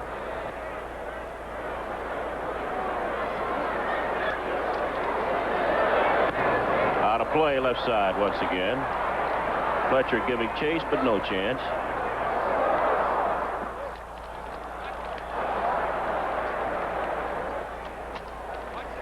Dotson has no record this year. This is only his second start. We mentioned that he came up with a sore elbow in spring training. Pitched pretty well in his first start against Milwaukee. 6 1/3 innings, gave up 6 hits and 1 earned run. If the White Sox want to be contenders in the West, he has to come back this year. Right back up the middle, and it'll go through. Base hit for Weiniger, just out of reach of Dotson. And Boston will get it in. So Weiniger breaks a string of 11 straight by Dotson with a 1-out single here in the 5th inning. The score is tied. Yankees won and the White Sox won. The Yankees scored their run in the 1st inning, and the White Sox scored theirs in the 2nd on a solo home run by Carlton Fisk. Here's Bobby Meacham. Meacham struck out in the 2nd inning, the only strikeout chalked up by Dotson in the ballgame so far.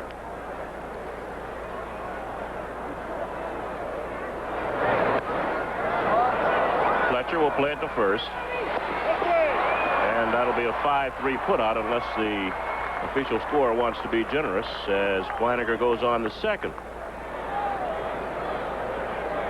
If the score wants to be generous, he would give him a sacrifice, but he's obviously bunting for base hits, Spencer. Yeah, Bobby's been having problems with the bat this week, and he's 0 for 8 in this series. He struck out 3 times. Played a pretty good bunt down, but just dragged it a little too far down the 3rd baseline, and Fletcher able to get the throw off for the out. But the Yankees do have the go-ahead run now in scoring position, and Ricky Henderson coming to the plate. We're tied at 1-1 here in the top half of the 5th inning. Henderson's 0 for 2 in the game. He's grounded to second and popped to short. He has a home run this year, hit it yesterday, and 3 runs batted in. Henderson has been up 24 times now with 3 base hits. And a ball. 1 for 8. Let's see if I remember my math. That's, I think, 125, right?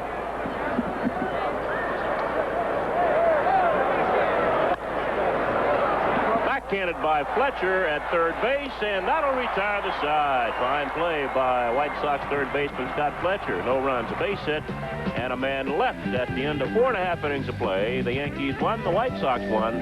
Let's pause for station identification. Why, you Huckleberry, what are you doing with an umbrella? It's a Citibank Yankee umbrella. Yeah, but this is Florida. It never rains here. What are you looking for, a rain check? Oh, it is a beauty, though. Sure is, and here's how to get one. Any fan who comes out to the stadium on Sunday, May 5th for the Kansas City Royals game gets one free. Tickets for Citibank Yankee Umbrella Day and all Yankee home games are on sale at the stadium's advanced ticket window or at Tri-State Ticket World outlets. Still, it's silly to carry an umbrella down here. Not during batting practice. WPIX, New York. Now, direct from the future comes the Canon T70. The T70, sleeker to hold, simpler to handle. Controls are now touch button. Data now crystal clearly displayed. Film advance now built in. The Canon T70. Now you can capture computer-perfect pictures with the touch of a button. The Canon T-70. Touch the future now. Robert Mitchum, an American soldier in the Battle of Anzio. You think that this is a game? Well, after all, General, is it not the ultimate game? The German game plan is to blow away the American front. But the American soldiers have a secret battle plan that will shock the German army. Men kill each other because they like to. Because they like to. Don't miss the World War II Battle of Anzio today after the Yankee game on Channel 11.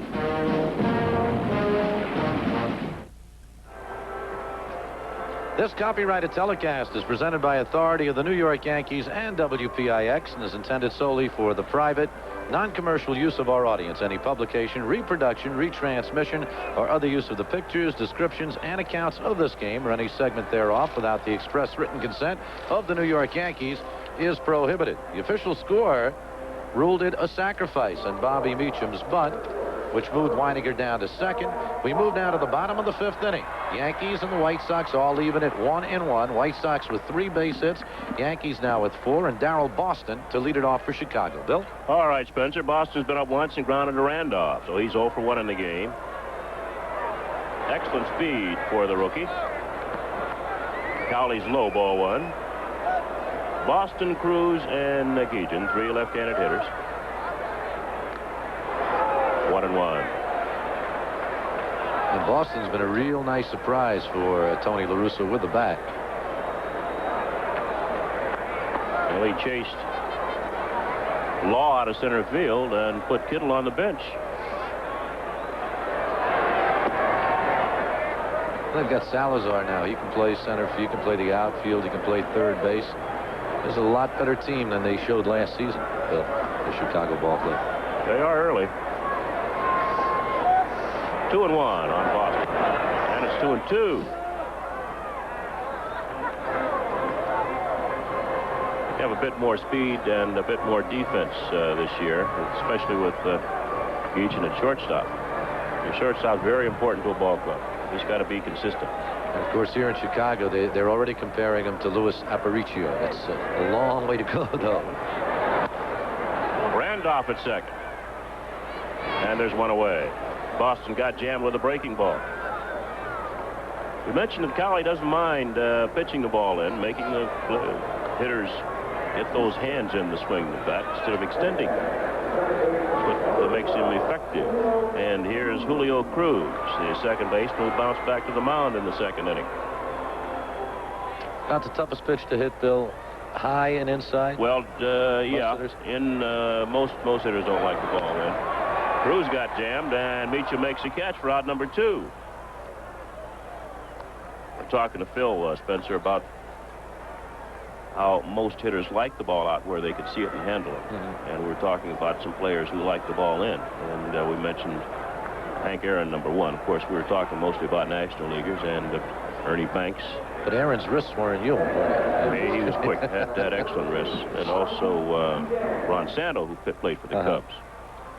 We didn't get into the American Leaguers. But I know Carlton Fisk likes the ball in. He likes the ball in to pull it. 2 outs, nobody on Ozzie Geoghegan. He's been up once and fouled out to Weininger. Weininger making a fine catch next to the wall behind home plate. And it's a ball and no strikes on Geoghegan. Randolph again. And a 3-up, 3-down inning for Joe Cowley. We have played 5 here at Comiskey Park to score. The Yankees won, the White Sox won.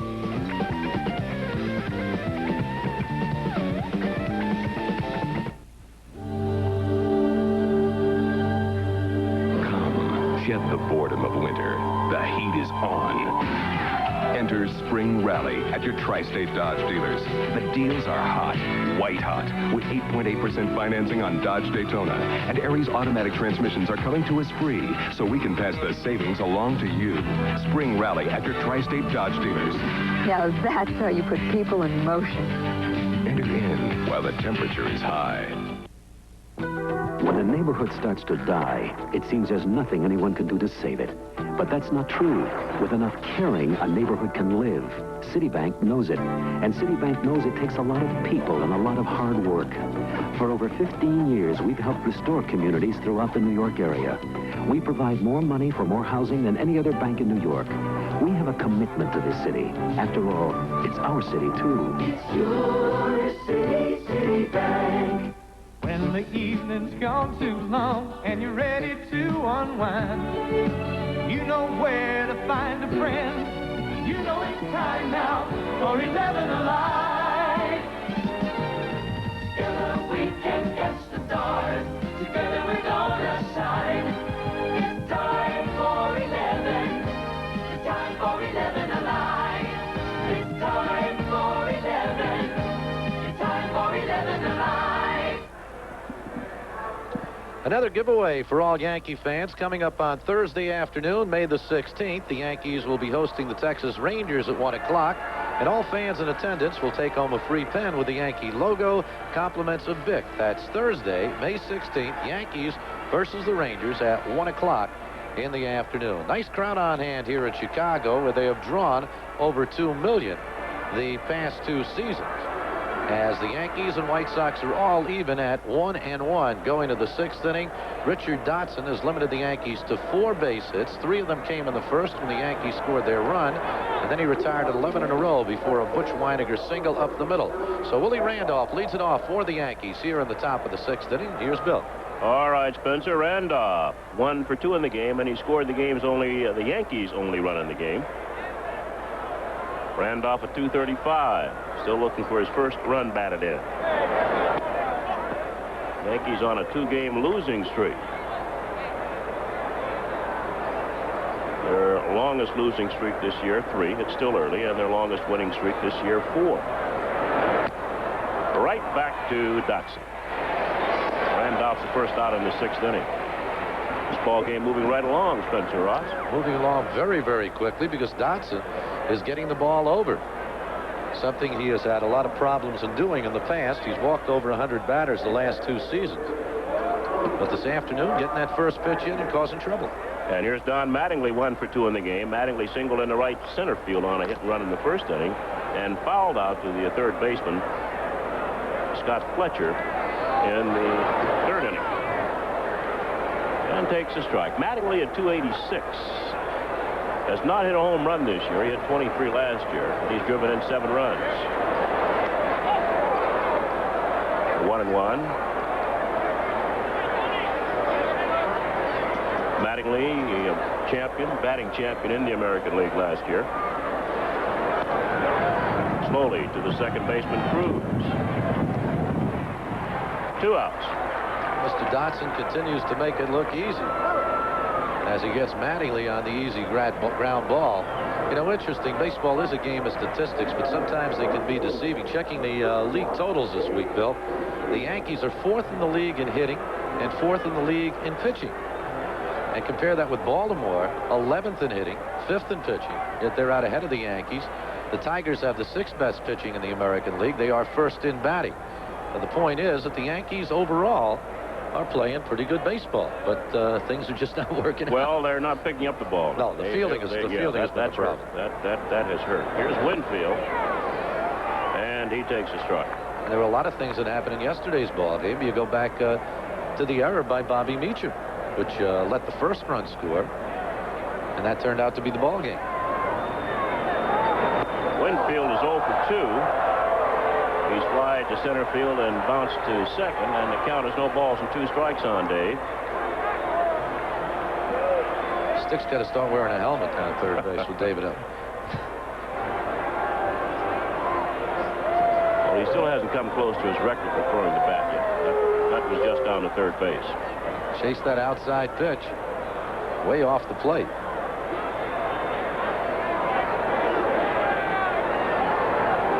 Count on Winfield, no balls and 2 strikes. There are 2 outs, nobody on. Top of the 6th, the Yankees won, the White Sox won. The Yankees have 4 hits, the Sox 3. Neither team has made an error in the ball game. Winfield at 267 with 2 home runs this year and 6 runs batted in. An interesting thing, though, Bill, people who project what's going to happen. The thing with the Yankees, everybody said there'd be a lot of 11 to 10 ball games this year. You know, the hitting would be great. It's the pitching. particularly this weekend. Whitson on Friday, Rasmussen yesterday pitched well enough to win the ball games, but the Yankees just not coming up with a big hit at the right time. They left 10 on yesterday, 14 on Friday night.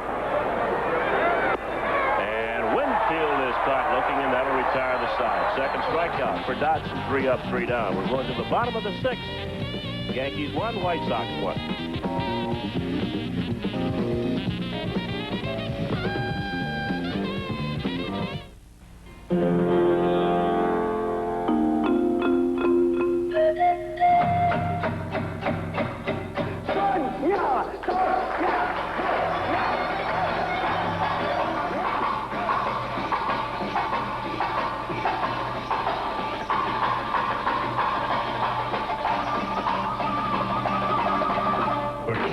To Rebecca. Part 1 premieres Monday night at 8 on Channel 11. Now another blue ribbon service from Con Edison. Ethel Dudley. She's alone. She never answered this notice. She forgot. But thanks to Con Edison's third-party notification service, her nephew was notified. So he checked on her, discovered the problem, and the light stayed on. To find out more about Con Edison's third-party notification program and other blue ribbon services, write Con Edison, third party, Box 900, Cooper Station, New York, New York, 10003. Join the jet set with television's most glittering hour of excitement. Frank Sinatra's luring high rollers to the gambling meccas, and his partner in play turns a winning hand at ultra luxury. Meet Falcon Crest villainess Abby Dalton and the Dallas gal who's gone glitter, Morgan Brittany, plus blonde beauty Lee Meredith's QE2 cruise. Go home with Rock's vagabond Rick James. Then hear how a special couple skated their way to a different kind of figure. The thrills continue on Lifestyles of the Rich and Famous. Tonight at 8, only on Channel 11. Well, this is the 75th anniversary of this ballpark here in Chicago. Comiskey Park, the home of the Chicago White Sox. We move to the bottom of the 6th inning, and Joe Cowley will have to face the top of the White Sox batting order, starting with the left fielder, Rudy Law. Cowley has surrendered only 3 base hits thus far. We're tied at 1. Bill? All right, Spencer, and Law takes the strike. Rudy's walked. Cut down when Fletcher bounced into a double play started by Cowley. And he's also flied to Winfield in right center field, so he's 0 for 1 in the game. Good speed. And it's 1-1 on the left-handed hitter.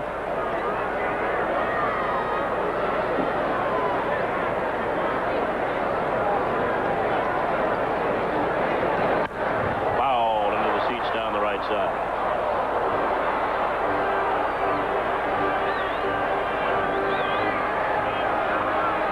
Making his 5th appearance and his 2nd start. Starting for the first time in his career against the White Sox.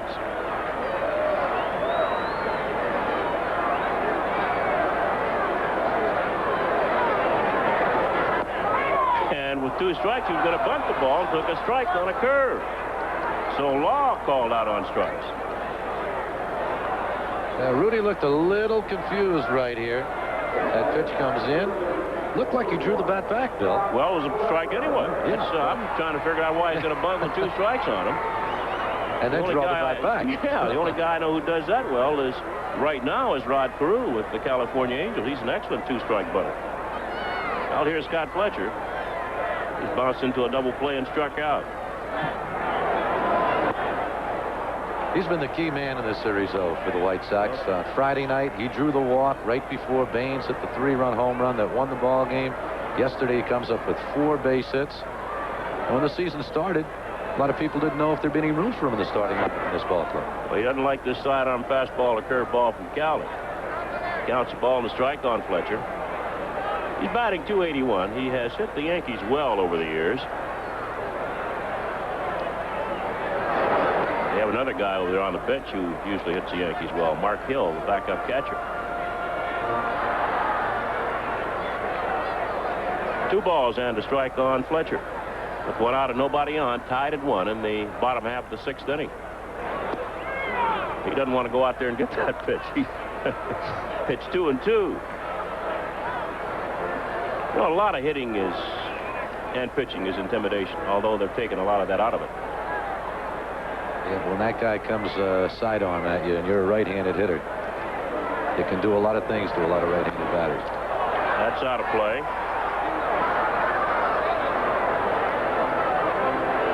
Look at the crowd here at Comiskey Park in Chicago. As we mentioned earlier, they drew over 2 million the last 2 years, and they're projecting just about the same for this season. Theory here seems to be not how good the team is. They seem to believe people will come out and see baseball in Chicago no matter what. At least that's the hope. No, they will. This is a good sports town. Friday night I went down. You wonder why baseball is such a draw. First of all, people know the game. But I went down and sat with a friend of mine in the mezzanine sort of here. It's a pretty game to watch from that level. Oh, yeah. It's really a pretty game. As Fletcher goes down on strikes, there's a feeling about being at a ballpark that I don't think you can get in any other sport. And particularly in the older ballparks like this one. Harris Cowley coming generally sidearm. That one straight over the plate. And Fletcher swinging and missing for the second time he has struck out this afternoon. And for Joe Cowley, that is strikeout number 4. Well, I never sat. When I watch a game, it's either from up here or from a box seat. Oh, you've never sat up? I never sat up a little bit. It's just a little bit off third base where Bill Bowen has his seats. And the game is pretty from there. You see all the movement. Baines back up the middle. He'll get a base hit. His second. He's now 2 for 3. I tell you, ever get a chance, Bill, in Yankee Stadium to go up into the upper deck? No. Just try it once. Try it for a couple of minutes. I have fear of heights. No. Upper deck, in between, let's say, home plate and first base. Yeah. Beautiful place to watch. Oh, I've been up there. I've been up there. We used to bring the young kids in for New Jersey Trooper Youth Week. And they have sat up there. And I go up and visit them. Here's Greg Walker, who's 0 for 2. Fly to right field, fly to center field. And tries to hit the ball out on the street out behind right field. Swings through it. Strike 1 on Walker. He's batting .254. 2 home runs, 9 runs batted in. He has hit in 5 straight games. Baines now has hit in 13 straight. With 2 outs, and Cowley will have to watch the youngster at first base. And that breaking ball misses. 1-1.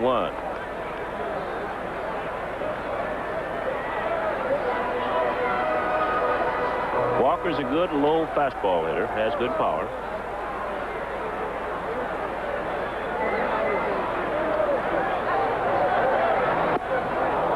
That was a breaking ball. And it's 1-2. Of course, if you can't get out to the ball game to sit in the upper deck, you can always watch it right here on Channel 11, right? That's true. We got a camera up there, too. Now they've got to watch Baines here with a 1-2 count on Walker. He's not going.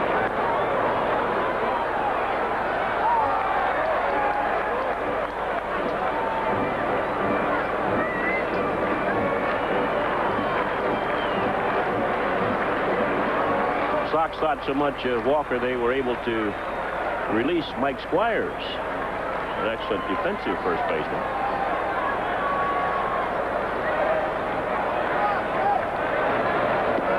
Curve just missed wide. 2-2.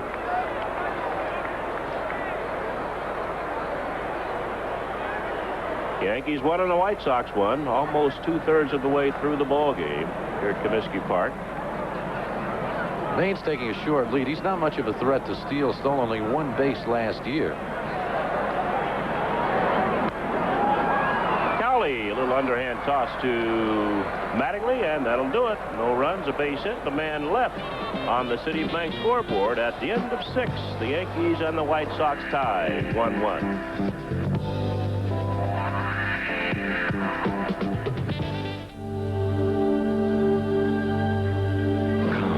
Shed the boredom of winter.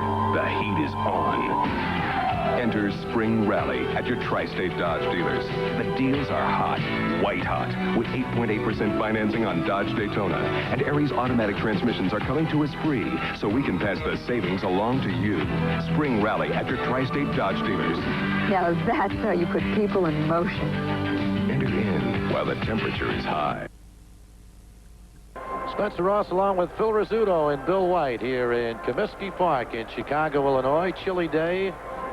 Beautiful, clear skies, though, as the Yankees and the White Sox go at it in the final game of this 3-game series. The Yankees with 1 run on 4 base hits in the ball game. They got their run in the first inning on a pair of singles by Randolph and Mattingly. Then with 2 men out, Don Baylor popped one up down the third baseline, and Scott Fletcher lost it in the sun. Baylor reached, and Randolph scored. As we check the crowd out here, and you can tell by the attire, it is indeed a chilly day. The White Sox got the equalizer in the second inning when Fisk unloaded a home run into the left field pavilion, his 4th of the season. Oscar Gamble followed with a double, but Joe Cowley straightened things out, and since that point he has given up but 1 base hit. Don Baylor to lead it off here for the Yankees. 1 for 2, that pop fly single in the first inning, and he popped out to Fletcher in his second at bat. So Baylor now 5 for 12 in the series against Chicago.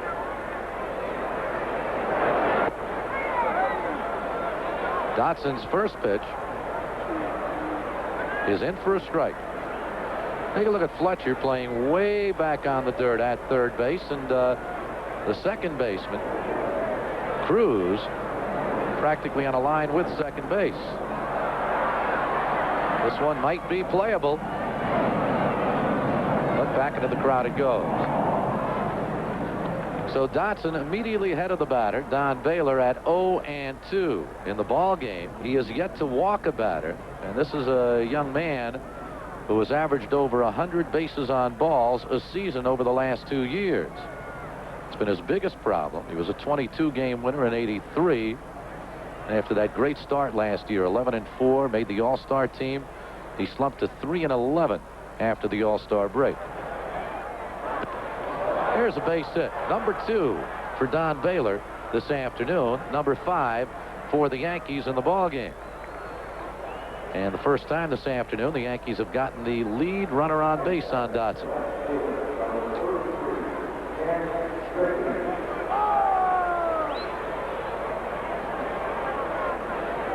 Ken Griffey stepping in.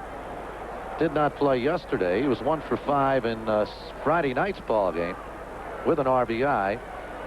0 for 2 today. Bounce to second and fly to left. And the scooter is here. You have some honey for the throat, huh? Honey and You're lemon. getting what Bill and I had, huh?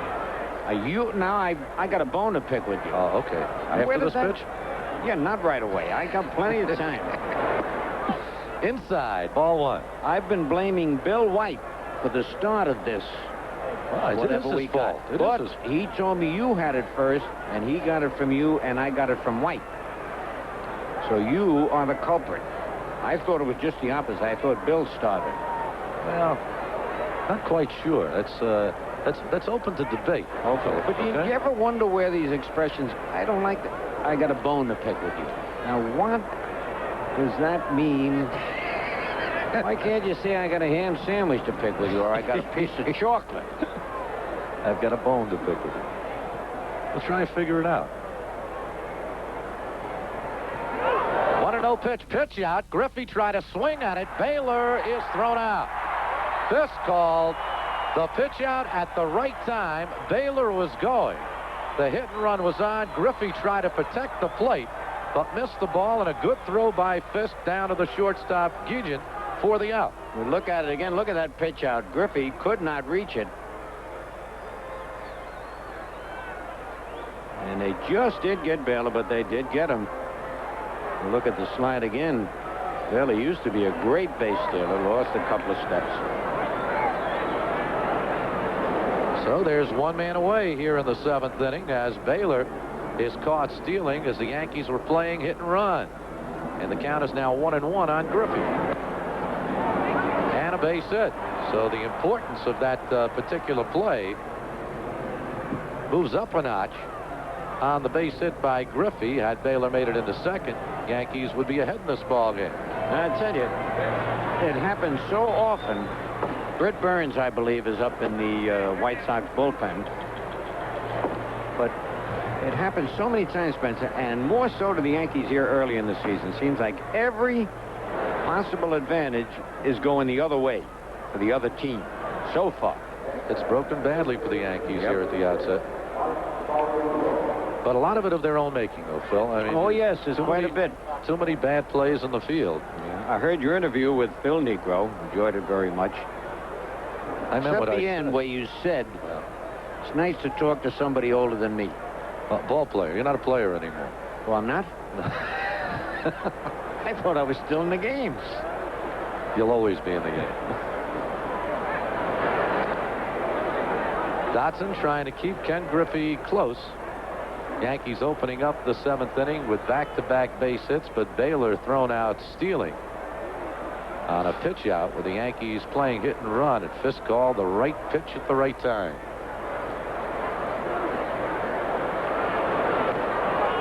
Well, I told you that other story in the reverse with Scott Bradley when I first met him down at spring training. It was the first time a ball player had ever said that to me.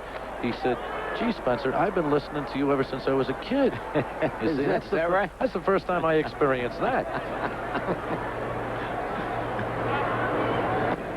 Because I remember you when I was a little tight, too. Yeah. Well, that's very positive.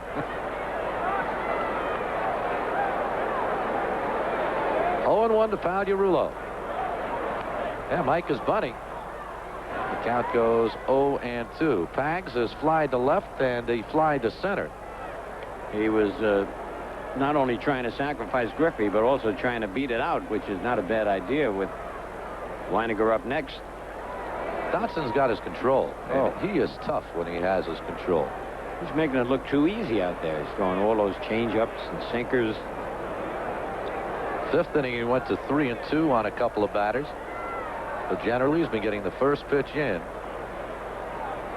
A little surprised that LaRusso's going so long with him because he had arm problems all spring. And this is only, what, his second start? His second. Pags has a base hit. That's 3 consecutive base hits for the Yankees as Boston plays it in center.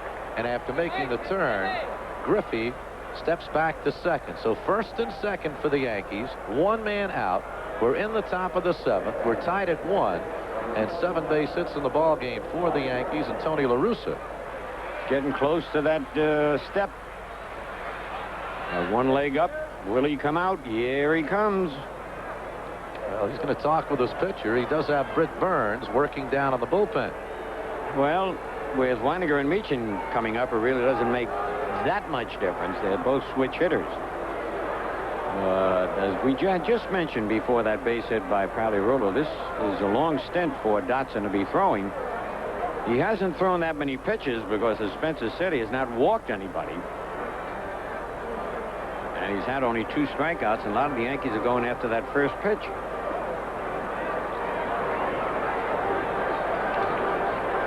Well, the discussion continues, and Tony's not going to take him out. He's going to stay with him. All right. Let's hope he made the wrong move. This is what drives managers batty. They go out little undecided as to whether to take him out or leave him in. And then you say, well, I'll give him one more shot. Well, sometimes before you sit down, the guy you're leaving him in to pitch to has hit one out of the park.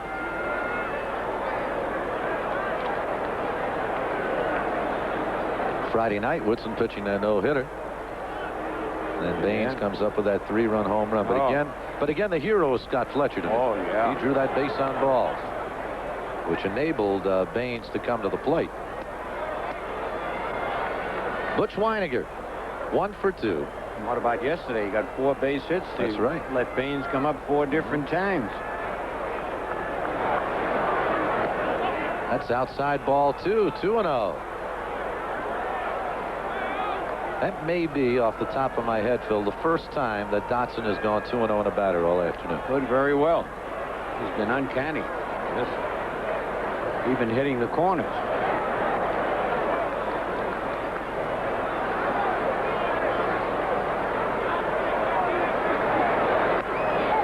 Fouled away, back behind the plate. Count goes 2 balls and 1 strike.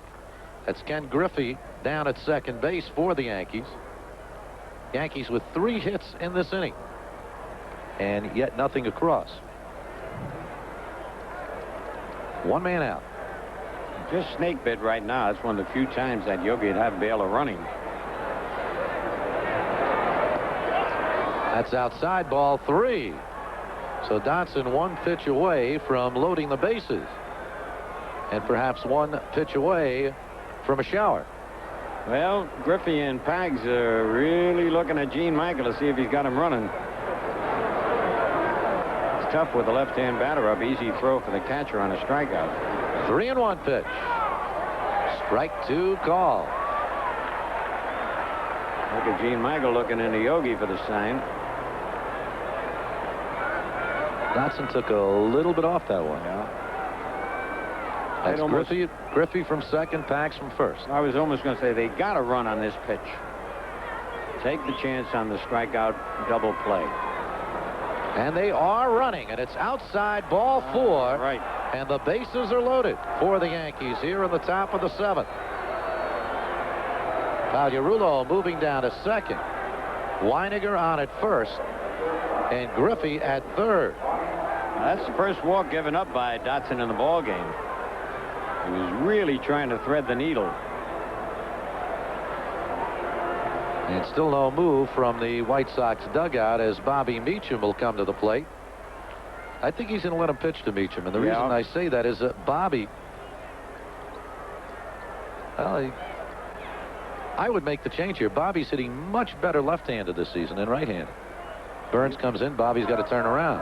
It's true, except that he's more apt to hit a ground ball against Dotson than he would be against Burns. That's strike 1 in the outside corner. Boy, that had to just hit the black part of the plate there. Black part of the plate? Well, on the edge of home plate, there's a little black edge. You probably didn't have that when you played in high school and college. And that one is outside. Missed the black edge of the plate that time. 1-1 the count to Bobby Meacham. The Yankees have loaded the bases here in the 7th. We're tied at 1-1.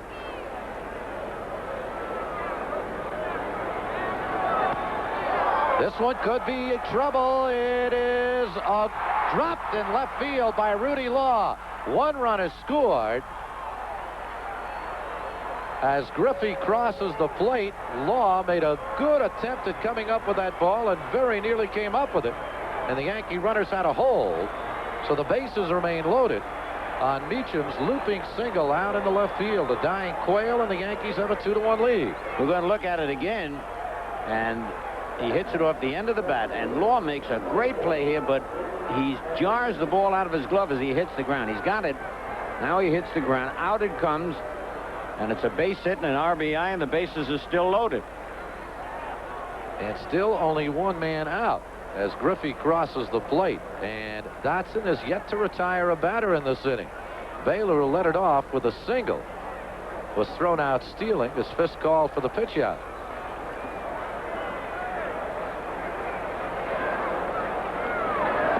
So here is Ricky Henderson. He is 0 for 3. Good play by Cruz at second base, retired him in the 1st. He popped to short, and then a good play by Scott Fletcher, retired him in the 5th.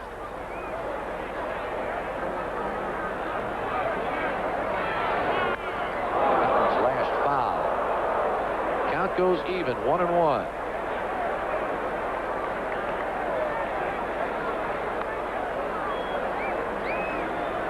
One man away, bases loaded, 1 run in. Yankees have taken a 2-1 lead. Weiniger leading away from second, Meacham from first.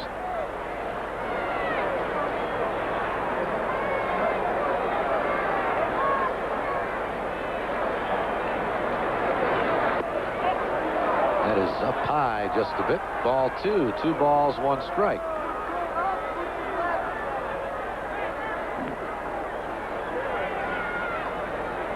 Yankees with 8 base hits in the ball game. The White Sox with 4. And there's a strike. 2 balls, 2 strikes to Ricky Henderson. Pags at third, Weiniger at second, and over at first, it's Bobby Meacham.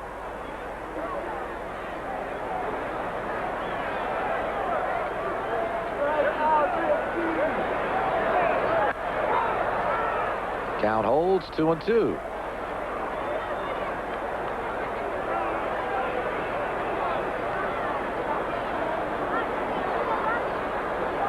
Anderson, since joining the Yankees, 3 for 25 now. Willie Randolph in the on-deck circle.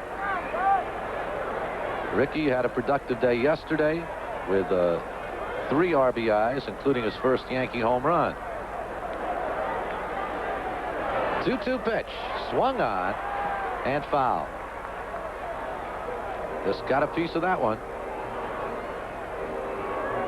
Ball hit Fisk right off the mask. That jars you, even though you got that mask on. You feel it.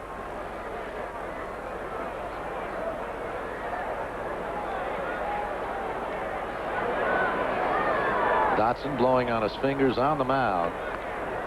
Considering the weather, umpires have given permission for that. That's fouled away. But I'd like to know, what is the difference if you blow on your hands while standing on the grass or blow on your hands while you're standing on the mound? Ridiculous rule. Even going to your mouth with your fingers you can do on the grass, but and it's only 2 steps up to the mound. It's not going to dry you off that quickly. Bases loaded. A run in. Yanks lead 2-1. 2-2 pitch. Lash to right field. Baines will have a play.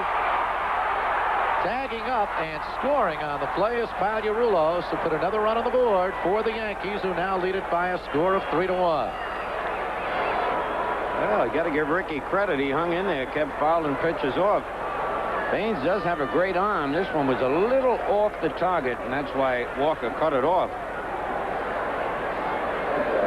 We watch Baines make the catch, and Pags coming in from third base. And the other runners hold. Beecham at first and Weiniger at second, so they're now first and second with 2 men away. And Willie Randolph, who's still looking for RBI number 1 this season. Willie 1 for 3 in the ball game. Single to right, fly to center, and bounce to the pitcher Dotson. That is very unusual for Willie not to have an RBI. But at least the Yankees are getting that runner in from third with less than 2 out. That's something they had not been doing earlier. An appeal play, but he did not leave too early. Might as well try it. You got nothing to lose.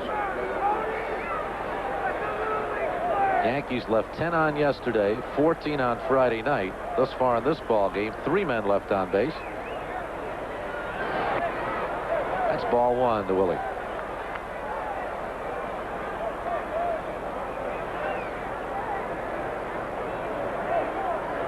Weiniger away from second.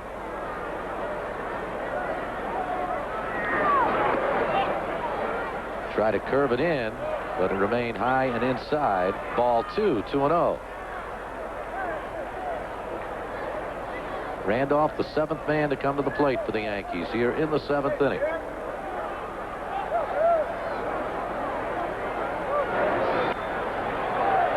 The shortstop, Guillen, over to Cruz at second for the force out to retire the side, but not before the Yankees come up with 2 runs on 4 base hits. There were no Chicago errors, and through 6.5 innings, the Yankees lead it by a score of 3-1. We're now going to pause for station identification.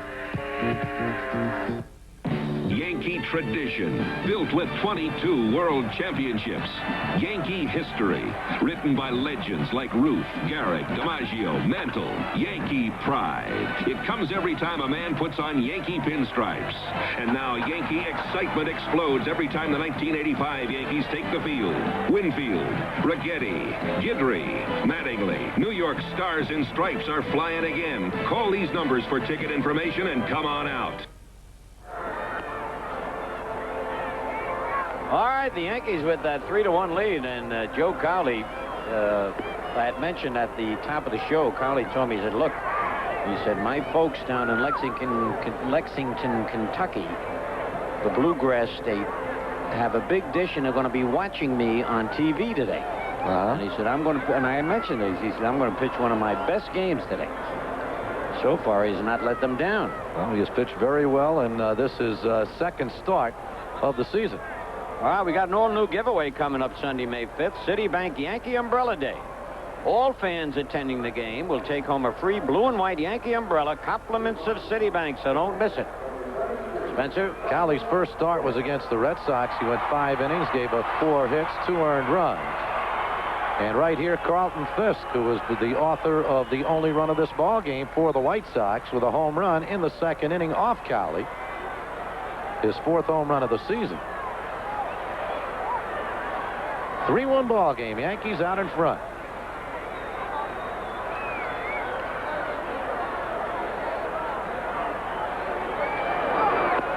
Outside for a ball. Checking out the Yankee bullpen. I doubt if we'll see Dave Righetti today. No, I doubt it very much. After yesterday. Maybe one hitter at the most. Rich Bordy, we can't count on. Yes, he's got a sore right bicep. That's fouled away. 1-1. And kind of an unfortunate accident to Dale Berra. Got it in the first inning and didn't realize it. He got a possible broken finger. Broken ring finger. Kind of similar to Scott Bradley that played at the plate last Sunday. Yeah. 3 days later, he realized it was broken. Oh, that hit Carlton Fisk. He didn't move. Didn't try too hard to get out of the way of that one. That's taking one for the team right there. Oh, that looked like a Don Baylor shot that he took. Just turned his shoulder and said, hit me. And he did. This? Sure, he knows he's going to get hit. Didn't move one. If anything, he turned his shoulder more into it. Well, so Fisk is on, and the tying run in the person of Oscar Gamble comes to the plate. Gamble followed Fisk's home run in the second with a one-bounce double off the right field wall and then took a called third strike. So he's 1 for 2. Always hits well against his former Yankee teammate. Yep.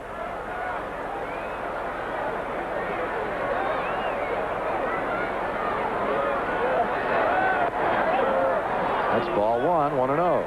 The only good news on the Dale Berra broken finger is that it'll be out only 4 to 5 days. He got in a splint. And actually, the ring finger is not nearly as important as the forefinger or the little finger. Ooh, that one inside almost hit Gamble. Gamble had done a fist. The White Sox would have had first and second right here. He slithered out of the way of it. Slithered.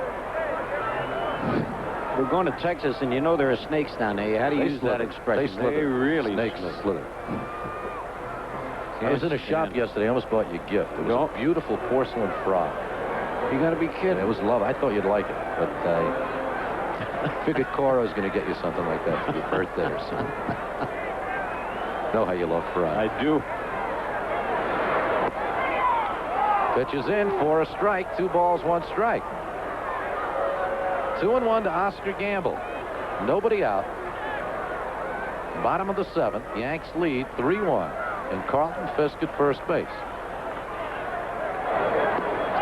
That's just outside for a ball. 3-1.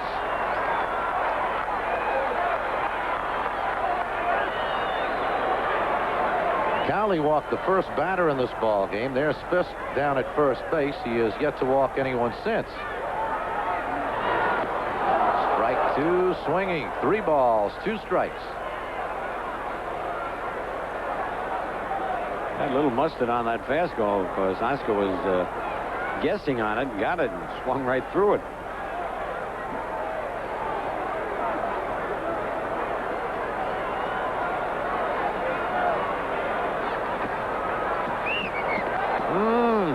Cowley's got a good snap move to first base. Yes, he does.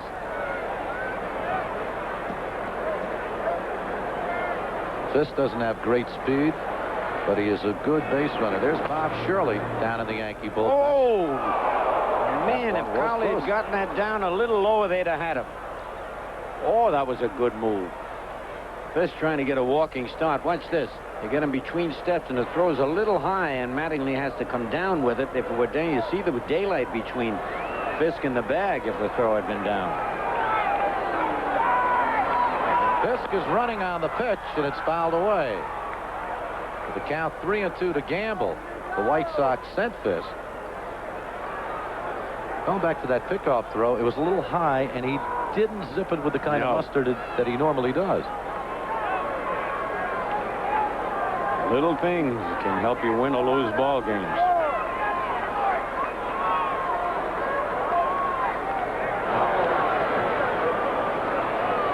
count is 3-2 on Oscar Gamble, with Carlton Fisk leading away from first base.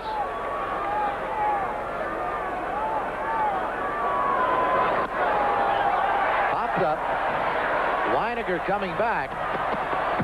And it just hits up on the screen about 8 to 10 feet back. So the count holds 3-2.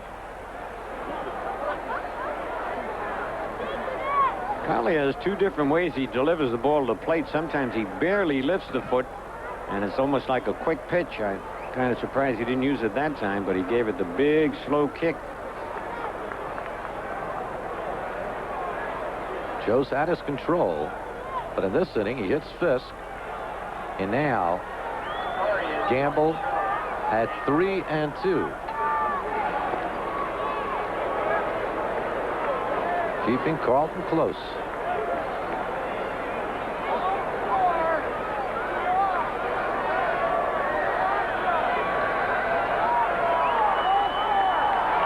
Fisk is running. 3-2 pitch, fouled away again into the Yankee dugout. Well, I was going to say Gamble, we go to that Dale Murray with Dale Murray and Shirley. Gamble swings at a lot of pitches that would be balls that way inside. He loves that pitch inside. Yeah, this time Fisk gets a good jump because Cowley lifted that leg high. But he is concerned about the bat. He doesn't want to walk him.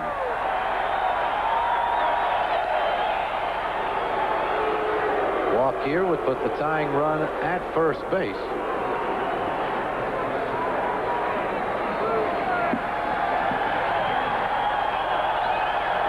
Fisk is running again, and this one lashed to right field. Winfield back, and it is out of here. Home run. We've got a tie ball game.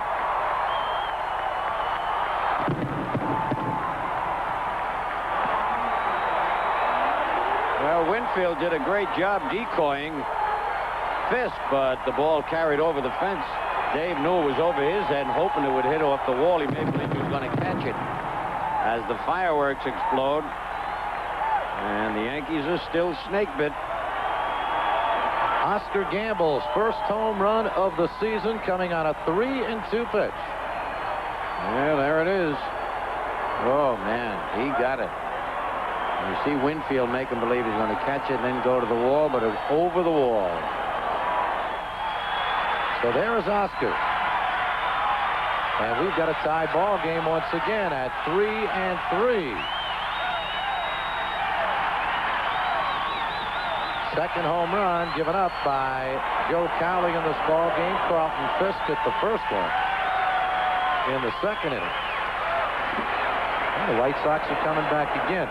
Interesting thing, last year, Chicago, in the later innings of ball games, only came back to win twice in games that they were trailing in the seventh inning.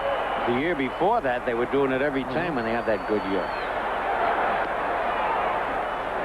Strike one called now to Darrell Boston, who's 0 for 2. Bounced to Willie Randolph on both at-bats. Outside for a ball. The last year in games that they trailed going into the seventh inning, they were 2-68. Outside for a ball. 2 balls, 1 strike.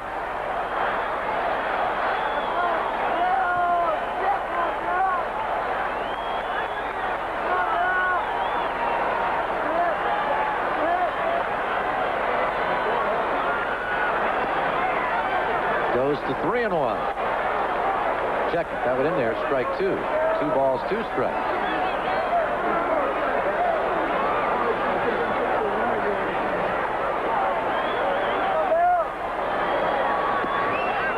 Outside, ball 3. Cowley went to 3-2 on Gamble. He fouled off a couple, then hit one into the right field stands. 3-2 to Darrell Boston. Boston hits one deep, but this one holds up as Winfield comes in, and there's 1 man away. The line drives are not affected at all by the wind, but you get it up in the air, and then it really is held up. So 1 man out here in the bottom of the 7th. Big right-hander Bob James begins to loosen up in the White Sox bullpen.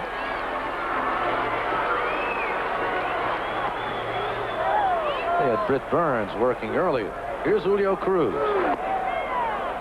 That's in for a strike. Cruz 0 for 2, bounced to Cowley and line to Bobby Meacham.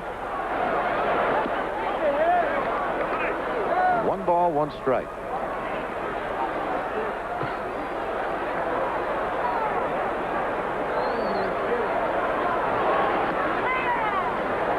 Strike 2, got the outside corner.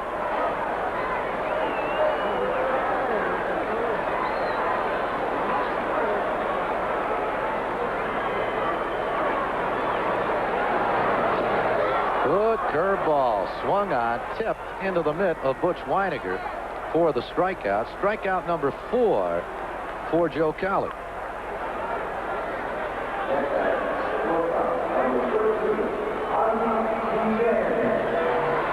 Double check that. Strikeout number 5.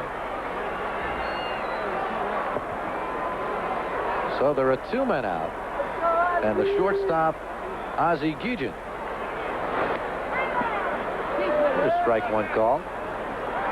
Ozzie's 0 for 2 in the ball game. Came into this game with a 7-game hitting streak. Inside.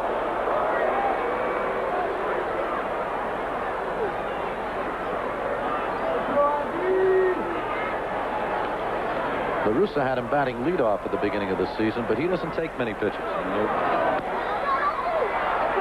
Bobby Meacham. And the side's retired on the pop-up, but not before the White Sox come up with 2 runs on the Oscar Gamble home run. 1 base hit. There were no Yankee errors and nobody left on. Through 7. We're tied again. The Yankees 3 and the White Sox 3.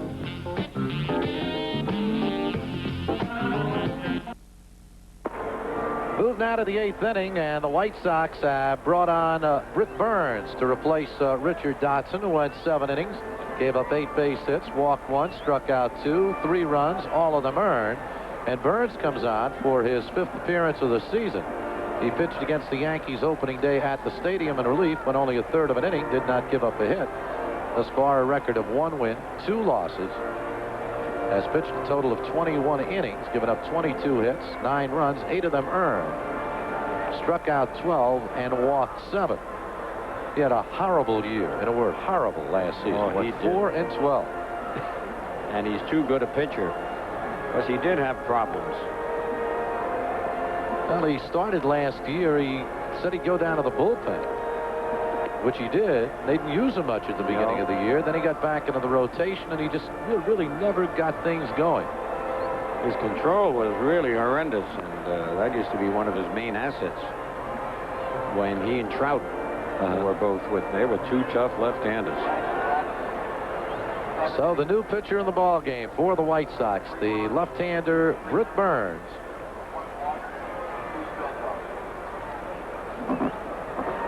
We're tied at 3 and 3. Yankees coming up with 2 in the 7th to grab the lead. One of the runs scoring on a Bobby Meacham single, the other on a Ricky Henderson sacrifice fly. And here's Don Mattingly.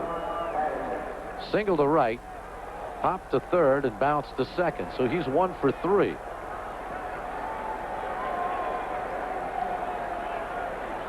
Britt Burns pitched every day for the White Sox. The games would last about 4 hours here.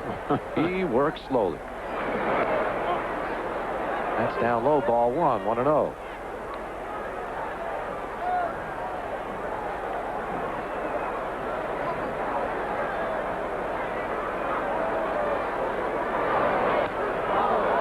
This should be playable. Fletcher. And there's 1 man away.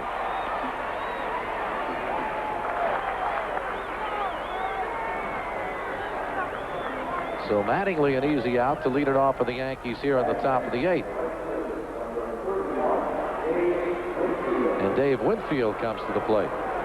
Well, the Yankees got to adjust now, or readjust, because Dotson was not throwing hard out there, mostly breaking stuff, and Burns is a pretty hard ball thrower out there. I think that started a little early.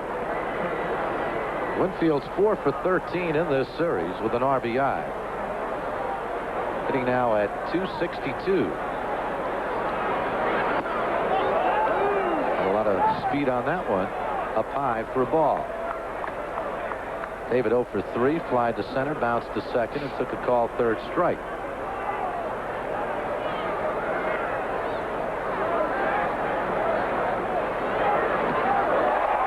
Swung on and missed, strike one. Took a little bit off that one, Scooter.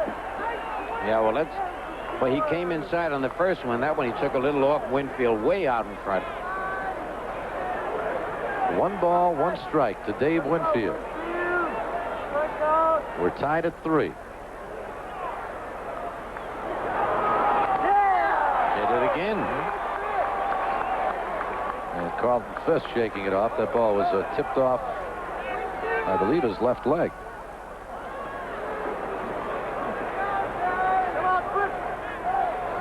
Yankees trying to salvage 1 game of this 3-game series before moving on to Texas. And we'll be with you on WPIX Tuesday and Wednesday nights. Outside, ball 2. 2 balls, 2 strikes.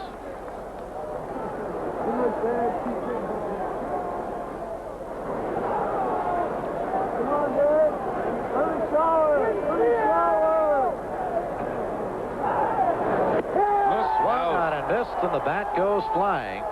So Winfield is struck out for a 2nd time this afternoon. And Burns records his first of the ball game, and there are 2 men away. When Dave is fooled on a pitch, that's what happens. Infielders beware. Yep. Here's Don Baylor. Baylor got a pop fly single in the first inning, which drove home a run. It was in between home plate and third base, and Fletcher lost it in the sun. And then singled in the 7th, was thrown out stealing. As Carlton Fisk called for a pitch out, Yankees were playing hit and run, and Baylor was thrown out. Inside for a ball. And at this point, that is a very, very big run. Strike 1 call to Baylor. Drew Coble a little late giving his strike and ball counts.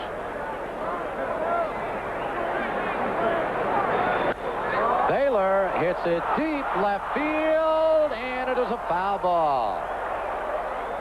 Unbelievable, isn't it? This is up and in. Baylor really gets around on it. Britt Burns lost his cap on that one. Almost lost the lead, too, there. Almost lost the ball game on that one. But he's ahead of Baylor now, 0-2.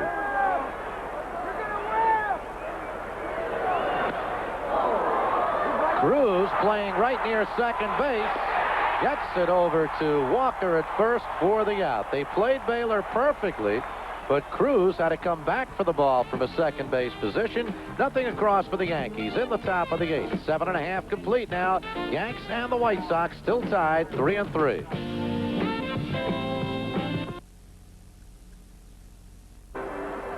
The best way to enjoy a Yankee telecast is to have a copy of the 1985 New York Yankees Information Guide handy. This guide, the same handbook used by professional broadcasters, writers, scouts, and executives who cover the Yankees. Don Mattingly is on the cover. More than 150 pages of statistics, facts, records about the Yankees and each of their Major League and Farm Club players. Copies of the 1985 New York Yankee Information Guide are available by mail by sending a check or money order for $6 to New York Yankees Information Guide, care of Director of Publications, Yankee Stadium, Bronx, New York, 10451. Information Guide, care of Director of Publications, Yankee Stadium, Bronx, New York, 10451. That's Shirley the lefty. And I believe that is Rich Bordy. A check at Dale Murray has gotten up once again. I don't think we're going to see Bordy today. He has that bicep problem. Yeah, he's got it all wrapped. Leading it off for the White Sox, this is Rudy Law. And strike 1. Law's 0 for 2, walked, fly to right, took a call third strike. 0-2. Let me give some quick scores here, Spence. Kansas City leading the Red Sox 5-2 at the end of 8.5. Baltimore coming back now. It's Cleveland 7, Baltimore 5 into 6.5. Orioles beaten yesterday. Swung on, tipped right into the mitt of Butch Weiniger. Strike 3. Strikeout number 6 for Joe Cowley. One man out here in the 8th inning. Can't get over the way the Orioles lost that ball game yesterday. We'll talk about that in a moment. I just want to give this score. Minnesota 7, Oakland nothing at the end of 6.5. And Mickey Hatcher has tied Tony Oliva's record for consecutive hits. He had 5 for 5 yesterday. He went 4 for 4 his first 4 times up today. 9 straight hits. Twins are on a roll. Here's Scott Fletcher. Minnesota's won 7 in a row after they lost 7 in a row. Right. Pretty good ball club. Oh, yeah, they're tough in that Homer Dome. The Homer Dome. That's what they call it. Tigers lead Milwaukee 5-0 into 7.5. Fouled away. Cowley is ahead of Fletcher 0-2. Fletcher has struck out twice and bounced into a double play. Yesterday he started off the ball game by striking out twice and then came up with 4 consecutive base hits.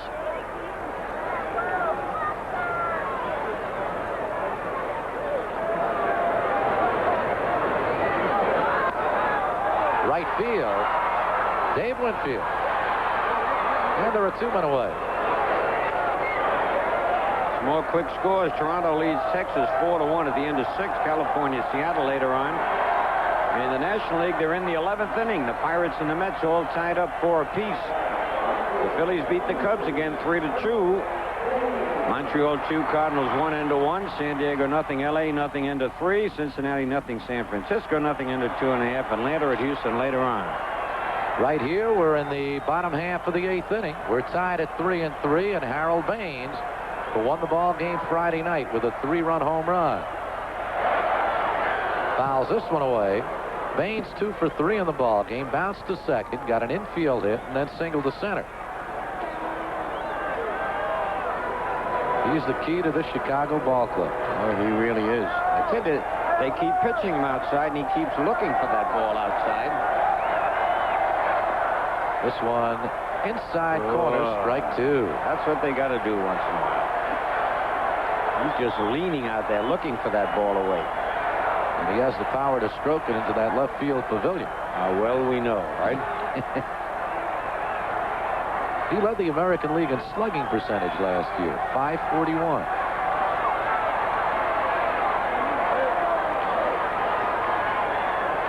Oh, 0-2 pitch coming. Oh, did you see Cowley and Weiniger start for the dugout? Just a wee bit outside.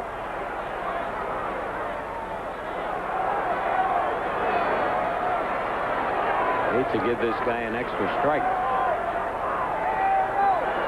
1 ball, 2 strikes, 2 outs. Bottom of the 8th. Count goes even, 2-2.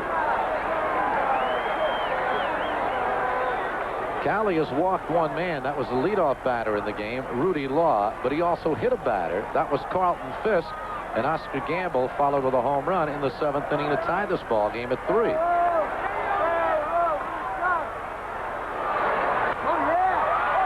Left field again. Griffey, long run. It's a foul ball. Well, went to the opposite field again. Yeah, he just looks for that ball away now. It's been the Yankees' pattern of pitching to him in this series.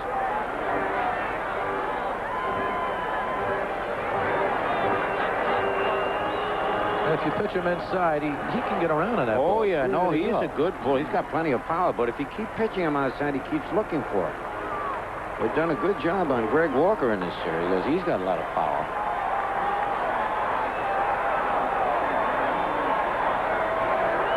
Joe Cowley's longest stint of the season. 2 men out here in the 8th inning. 2 balls, 2 strikes on Harold Baines.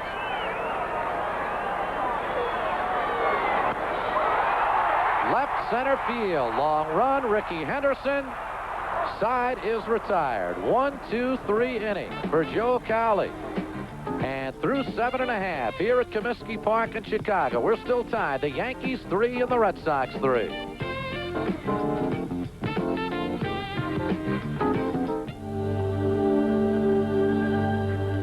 Come, shed the boredom of winter. The heat is on. Enter Spring Rally at your Tri-State Dodge dealers. The deals are hot, white hot, with 8.8% financing on Dodge Daytona. And Aries automatic transmissions are coming to us free, so we can pass the savings along to you. Spring Rally at your Tri-State Dodge dealers. Now that's how you put people in motion. Enter in while the temperature is high. Give me a light. Bud Light. If you just ask for a light beer, you never know what you'll get. Give me a light. Bud Light. Hold this, will you? So if you want the less filling light beer with the first name and taste, don't just ask for a light beer. Give me a light. Ask them to bring out their best. Bud Light. Bud Light, because everything else is just a light. Strike. The man, Henry Tillman. The mission? Come up with the big idea. The way to tell New York that what they're looking for is right here. Ratings are up. Channel 11's got blockbuster movies. Everyone's favorite comedies. We've got news and even Yankee baseball. But in a city full of big ideas, where do I, Henry Tillman, find the one that will tell New York that Channel 11 is bigger and better than ever?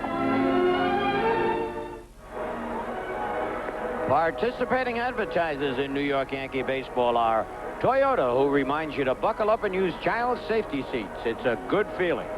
Bud Light, the less filling light beer with the first name and taste. Citibank, when you bank at Citibank, it's your city. Your Tri-State Dodge dealers, who invite you to test drive Poetry in Motion, the 1985 Dodge Lancer, and buy the New York Yankees.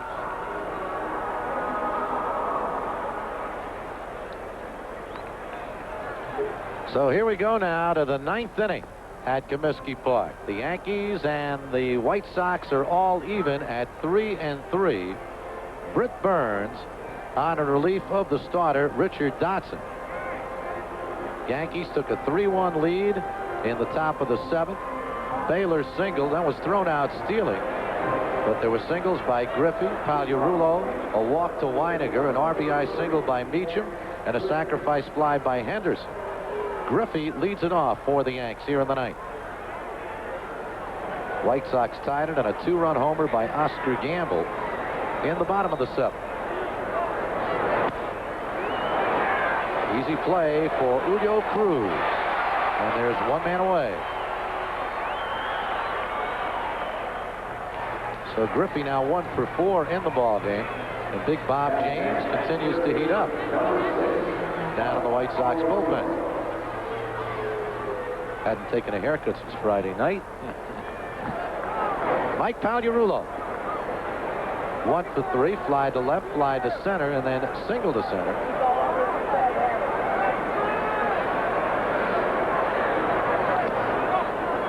Ball 1 outside. Normally you'd see Dale Bearer up there pinch hitting for Pags against the left-hand pitcher, but as Spencer mentioned, Dale has a broken finger, a ring finger. On the right hand. Hopefully we'll be back in 4 or 5 days. Checked the swing and fouled it away. Pitch was inside, 1-1. White Sox pitchers all have worked inside against Yankee hitters.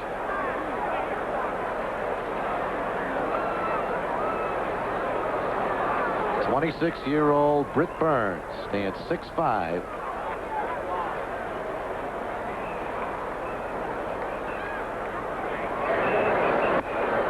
Ball 2, 2-1.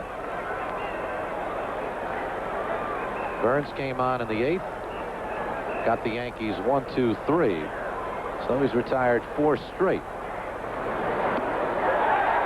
A little late on the fastball. 2 balls, 2 strikes. Has such an easy motion, and the ball's right on top of you. He is fast. They say he was faster, though, before he came up with a shoulder injury about 3 years ago. This one fouled away. Count even at 2-2.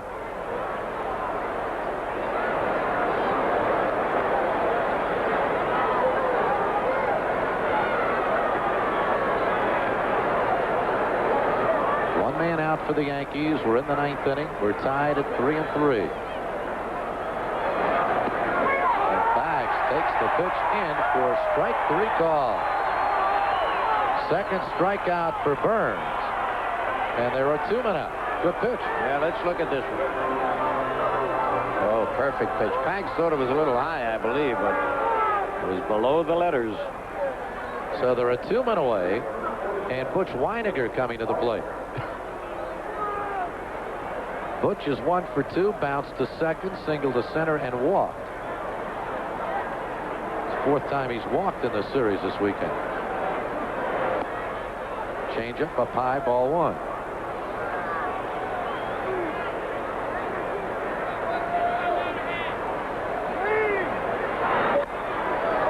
This one will go out of play. See, Burns is working quickly, Phil. When he works quickly, he has his control. Yes. I think any pitcher that works quickly has got a better chance of keeping their control, the rhythm.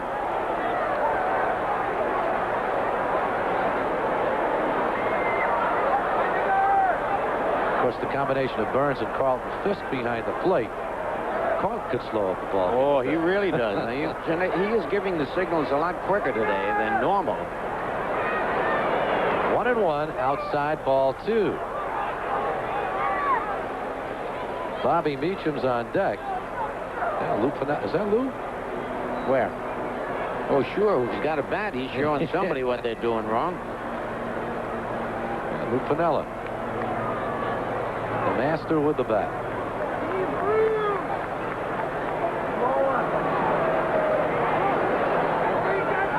Papers come flying out of the stands here. Burns puts this one in his pocket.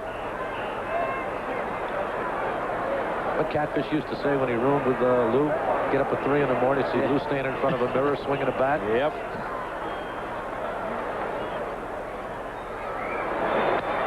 Two and 1 pitch, right field. Harold Baines. Side is retired. 1-2-3 here in the top of the 9th inning. So it'll be up to Joe Cowley to try and stop the White Sox in the bottom of the half of the 9th, because through 8.5 innings we're tied. The Yankees 3 and the White Sox 3.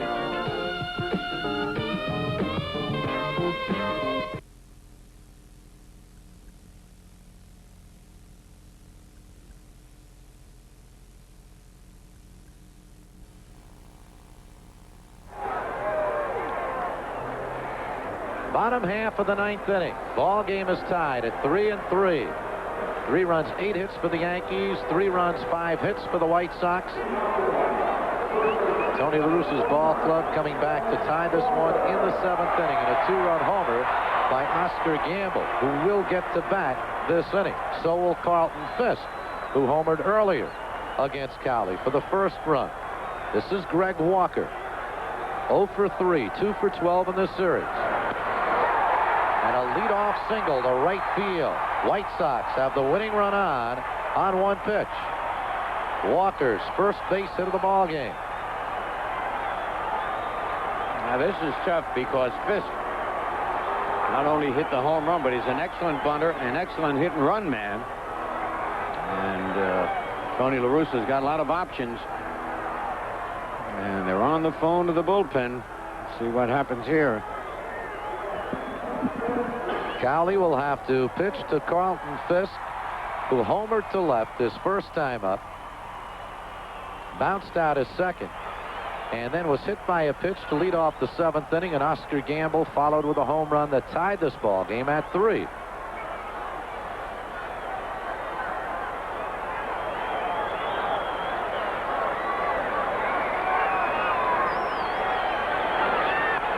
Good bunt by Carlton Fisk. Pagliarulo makes the play to Mattingly, and there's 1 man away. He is an excellent bunter, and Pags had ideas of letting that roll, thinking it might go far, but it was a little too close for comfort.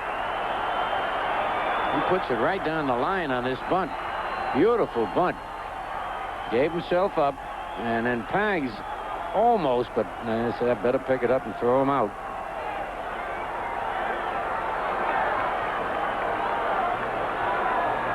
How's his form in that? That's beautiful. That's what you call sacrificing a time at bat to advance a runner. He didn't try to move until he had bunted the ball. Well, he did the job because the White Sox have the winning run down at second. Greg Walker and Oscar Gamble will be walked intentionally. So Gamble, who doubled and homered Not getting another opportunity here against his former Yankee teammates. Yankees will walk him and set up the potential double play. Thing is, if Yogi changes pitches now and brings a left-hander in, Tony La Russa's got some good right-handed batters up there, so I don't think Yogi will change Cowley right now. I think the right-handers he's got on the bench are more dangerous than the left-handers coming up. That's the second walk issued by Cowley. That one, of course, intentional. And the left-handed hitting Darrell Boston comes to the plate. He's 0 for 3. Bounced to second twice and fly to right.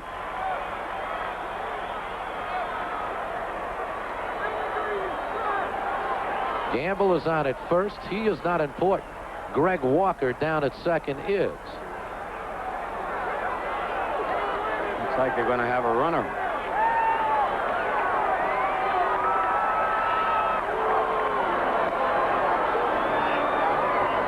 Oh, man. Isn't that a come down?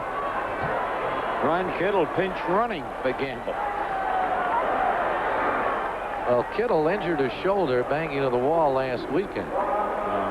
He says he can still swing the bat, but we haven't seen him this weekend. Those are one of the right-handed hitters you were talking about that could hit the ball. Yep. And Pachorik is the guy I didn't want to see come up here. Kittle did get up yesterday. This one, center field. Ricky Henderson. And there are 2 men away. Joe Cowley trying to pitch out of a jam. Walker, the winning run down at second base.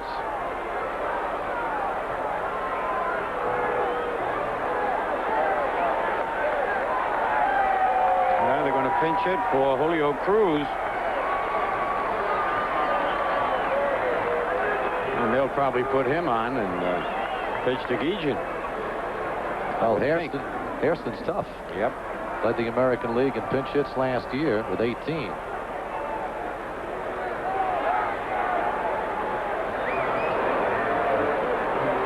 And Mark Connor, the Yankee pitching coach, is out to talk to Joe Cowley. They may just do that.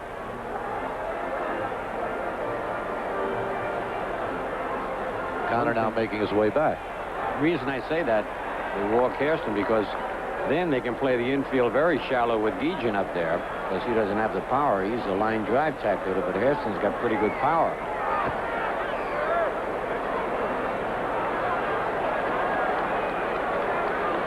So Jerry Hairston makes his way to the plate with an opportunity to win this ball game for the White Sox.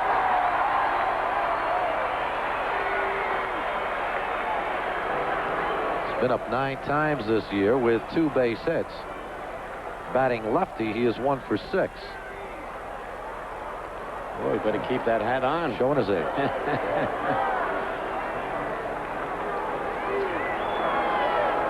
Goes through all that preparation, putting fine tar on the bat, swinging the bat, loosening up. And they're going to walk him, huh? Yeah, I would think so. Nope, they're going to pitch to him. All right.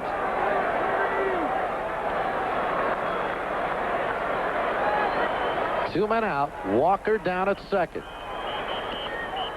Down low, ball 1. But they're going to pitch to him very carefully. Walker at second. Ron Kittle pinch running at first.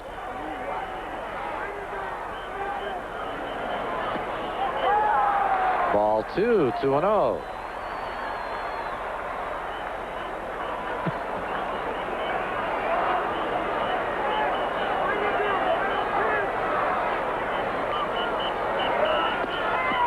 There's a strike. Working on the outside against Hairston.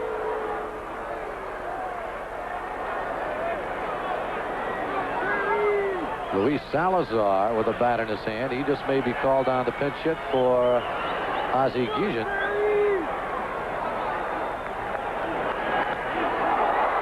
And that's into the upper deck, foul. 2 balls, 2 strikes.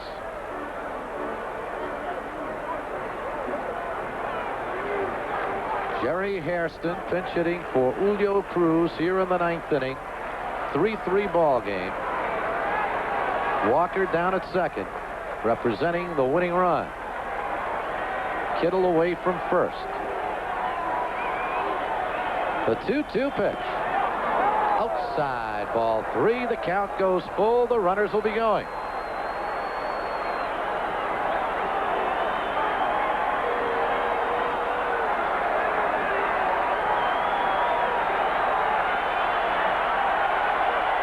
The 3-2 pitch. The runners go. It's outside, ball 4. The bases are loaded, and the winning run moves down to third base as Hairston makes his way to first. Yeah, they were very careful with Hairston. They're well outside of the strike zone. Count went to 3-2. Looks like we're going to have another runner for Hairston now.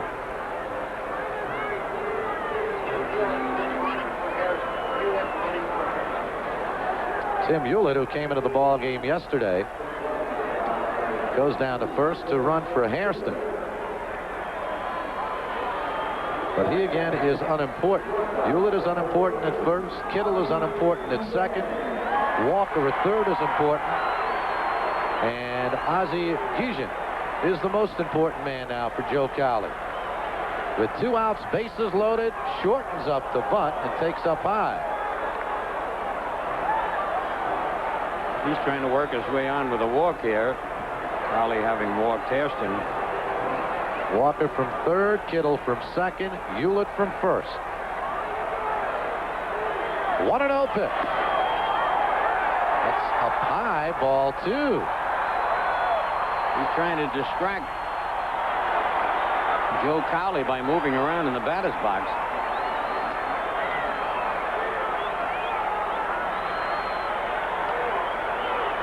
Two men are out. 3-3 ball game. Walker from third. The 2-0 pitch. Inside, ball 3. Unbelievable.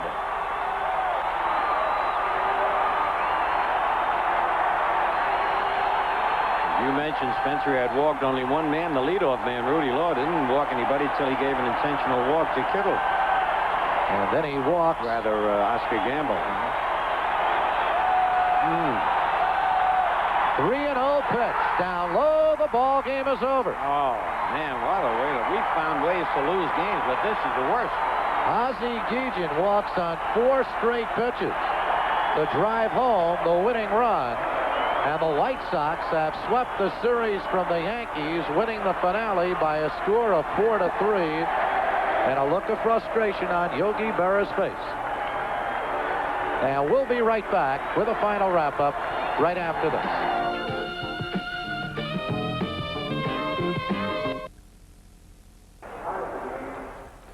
Back here at Comiskey Park in Chicago, Joe Cowley walked the ball game's first batter. That didn't hurt him. But he walked the ball game's last batter. That was Ozzie Guillen on 4 straight pitches with the bases loaded. The White Sox win the ball game in the 9th inning 4-3 after tying it in the 7th and a 2-run homer by Oscar Gamble. Greg Walker's single to open up the 9th was sacrificed to second. An intentional walk made it first and second. And after the Darrell Boston was retired, Hairston was walked. And that loaded the bases. Guillen came up, faked the bunt twice, distracted Cowley, and Cowley walked him on 4 straight pitches. The line score for the White Sox, 4 runs, 6 hits, no errors. For the Yankees, 3 runs, 8 hits, and no errors. Britt Burns in relief wins it. Joe Cowley loses. He is 0-1. So that does it from Comiskey Park in Chicago, Illinois. Remember to tune in this Tuesday evening at 8:30 p.m. when the Yankees take on the Texas Rangers. For Phil Rizzuto and Bill White, Spencer Ross saying so long from Chicago, right here along the Yankee Baseball Network.